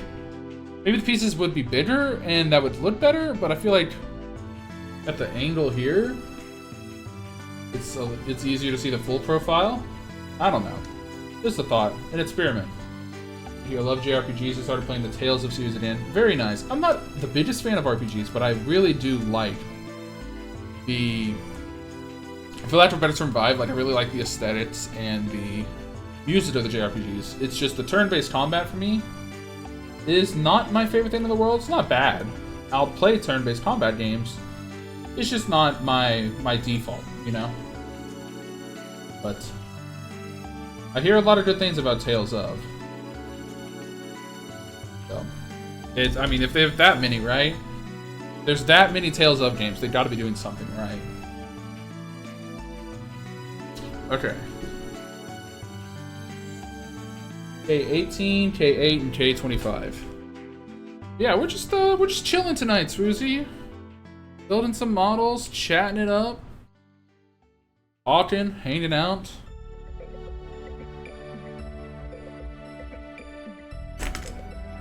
Letting people vibe out, have some background noise. You know, it's the middle of the week. And for some people, middle of the week's really stressful because you're half over, so you've got that little push to try to get it to Friday, so you know, it's nice to just take a step back and unwind. Use it in the JRPGs as well. Tales of Series is open combat. We can move freely. Ah, I didn't know that. Did not know that. Might check one of those out then. But I hear nothing but good things about them. That the people that like them really like them.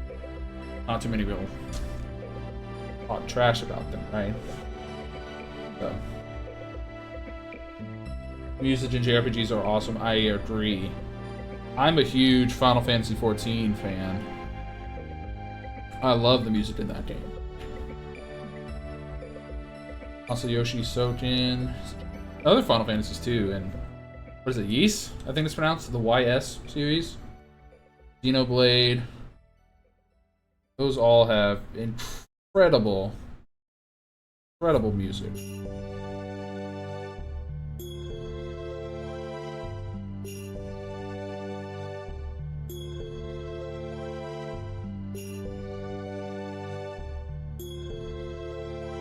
Put on so emotional as when you played Tales of Berseria.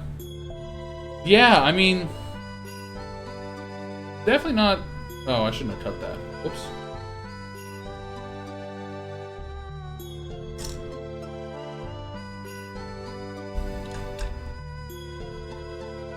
I mean, you get attached to those characters, right? It's like reading a novel. You really think about it. You spend so much time with those characters and see them go through so much, it's honestly entirely valid to be emotional at that. I mean, I've been emotionally moved by Final Fantasy XIV and a couple other games. So.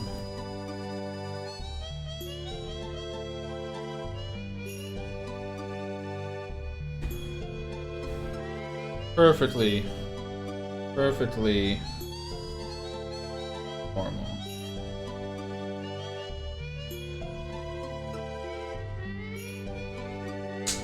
That, and I'm also a big proponent of tabletop RPGs, and those, well, people get emotional during those. I remember one quest from 14 I absolutely loved, and it was the Titus Killer one. Which one's that one? That sounds familiar. I don't know, I've done so many of them. I don't remember the names, but yeah, I mean, there are a lot of really good emotional beats in JRPGs.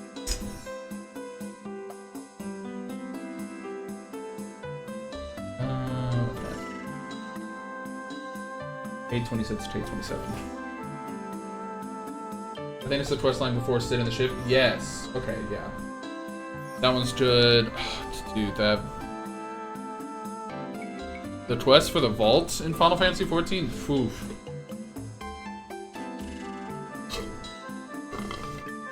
That one is rough. Heaven's Word really was so good.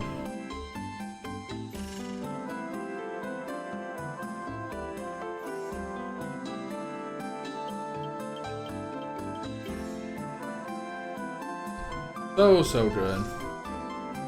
And, you know, a lot of people are... It's like everyone's favorite is like Shadowbringers, right? And then Heaven's Word. Then maybe Endwalker or Stormblood or Realm Reborn. Kind of, those three just kind of bounce around there. I really did like Shadowbringers. I thought Shadowbringers did really good. I also really liked Endwalker. I know some people kind of cooled on that one. And they aren't as fond of it as some other ones, but I thought the emotional I thought the pathos of that story was really good. I thought there's definitely some things that I didn't like.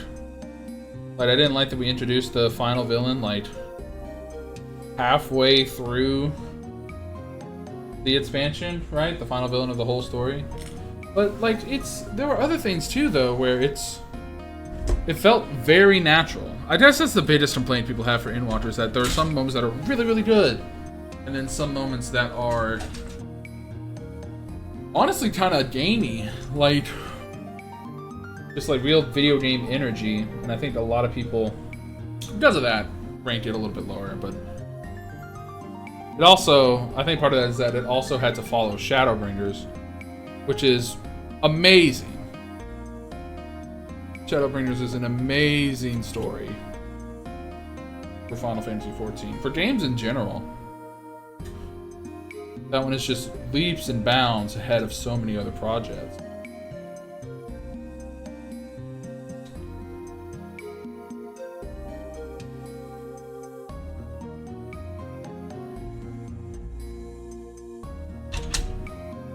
So, you know, it's hard to follow that.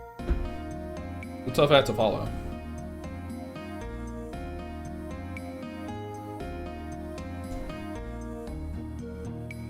That being said, I don't know if I'm gonna be playing Dawn Trail. I'm kind of in a position of Final Fantasy XIV where I'm like, yep, I did it. I beat the story, and that's it, right? Like, I used to do raiding, but now it's like I did Endwalker, and it's like, yep, I did it. The whole thing. From Realm Reborn onwards, I did it. Have I tried Suikoden? No. That's the other thing. I have not played a bunch of turn-based either.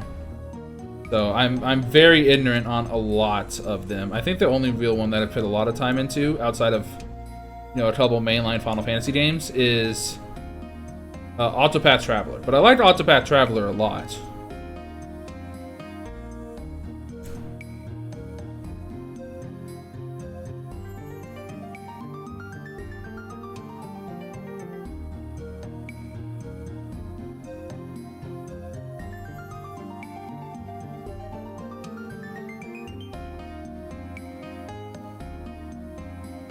We're not to that one yet, but it's on my list.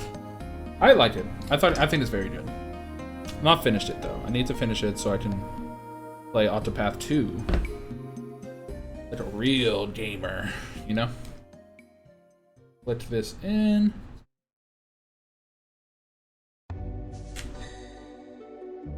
Then put this one in.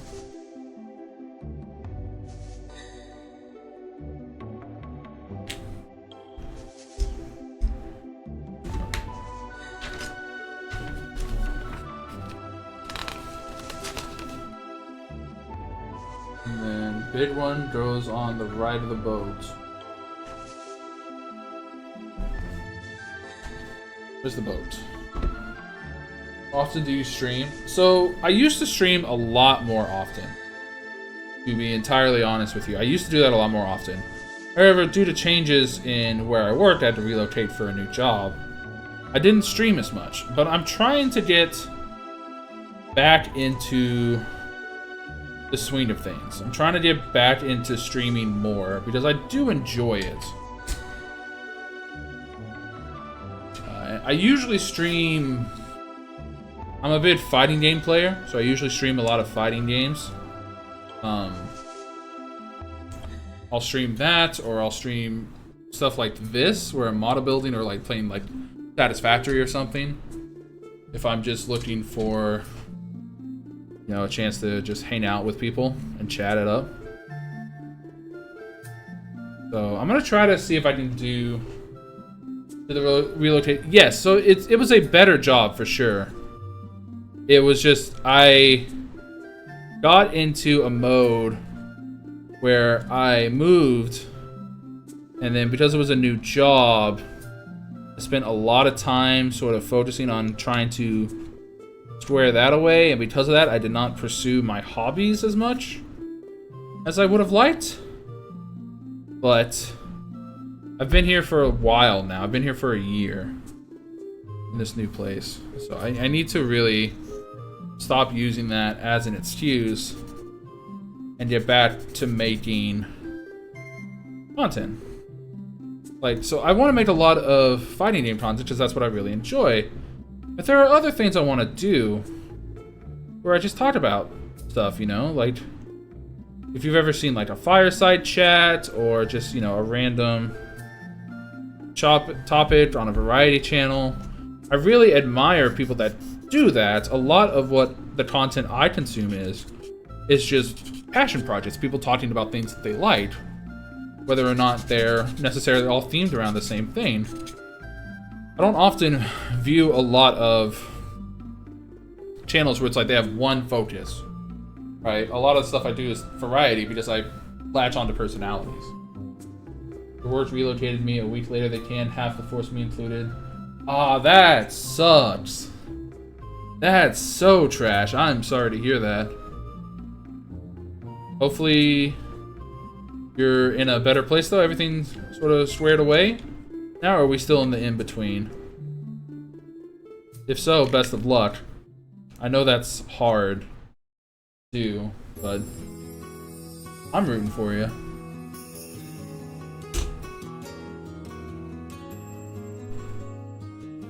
G16.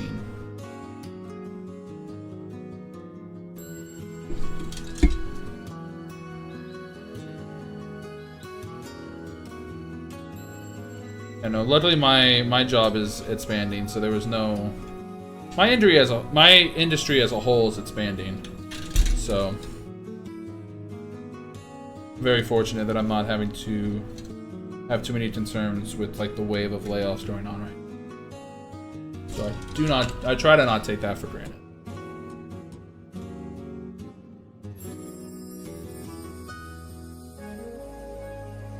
I'm in between. My dream is to become a full-time gear on Twitch. But that blow in the gut just sent me so far away mentally at the moment. I know a little bit about that. I'm not trying to be full-time on this, but I will say, you know, a lot of it is... What I hear is it's dedication and hard work and just keeping at it. And I know that sounds kind of generic, but that's really, from the stuff that I've seen, that's what separates a lot of these people is they come in and they're willing to put in the time and effort. And, you know, if something's temporary, it's a temporary setback. Human beings are dynamic. We're fluid. We're not stuck.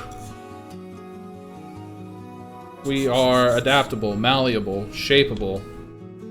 So, while something may feel like you're stopped right now, it might not be a stop, it might just be a pause. So, hopefully that helps. I was like that in school, where I felt like, oh, I'm stuck here, I'm not gonna be able to make it in anything, but we pulled through. You're true, you'll bounce back. Yeah, you have a good attitude. Alright. We have the other foot. Now we attach the other leggy.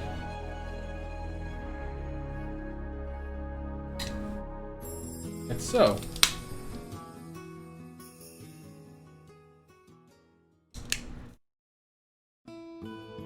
And now we have the right leg and the left leg. Now we gotta take a little picture for prosperity.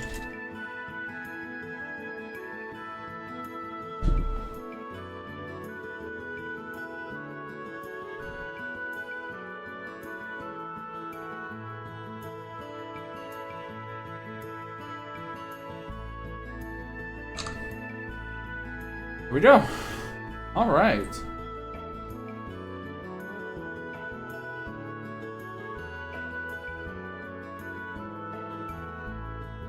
Alright, with that, I think that is a good place to call it. We have completed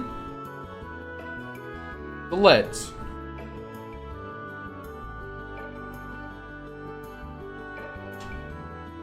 We're usually Depending on the Dunpla builder you ask, the worst part of any model.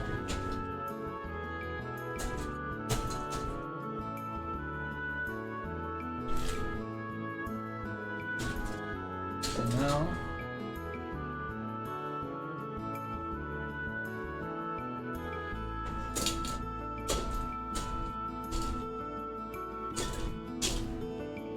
hope the feet don't run away during the night, right? Terrible news. Alright. See if this box will close.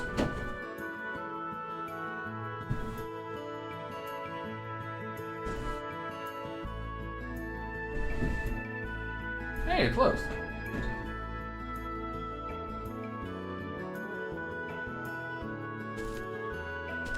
Put everything here.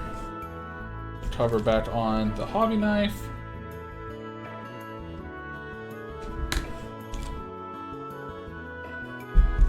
Dust those off. Oh, thank you for the bit follows, Lucy. Hello. Or fall in your face. I'll see you next time you stream. I appreciate that. I appreciate the follow. It's very kind. Alright. Well, thanks for hanging out. Everybody that was here, that chatted or not, I appreciate it. We'll try to be back maybe tomorrow. I don't know if we'll be building. We might be playing a fighting game, but if not tomorrow, probably Friday. I'm gonna try to keep to 3 days a week. I think I can stay consistent with 3, roughly 2-hour-ish streams a week. But until then, appreciate it. Have a good rest of your week. Stay wise. Peace.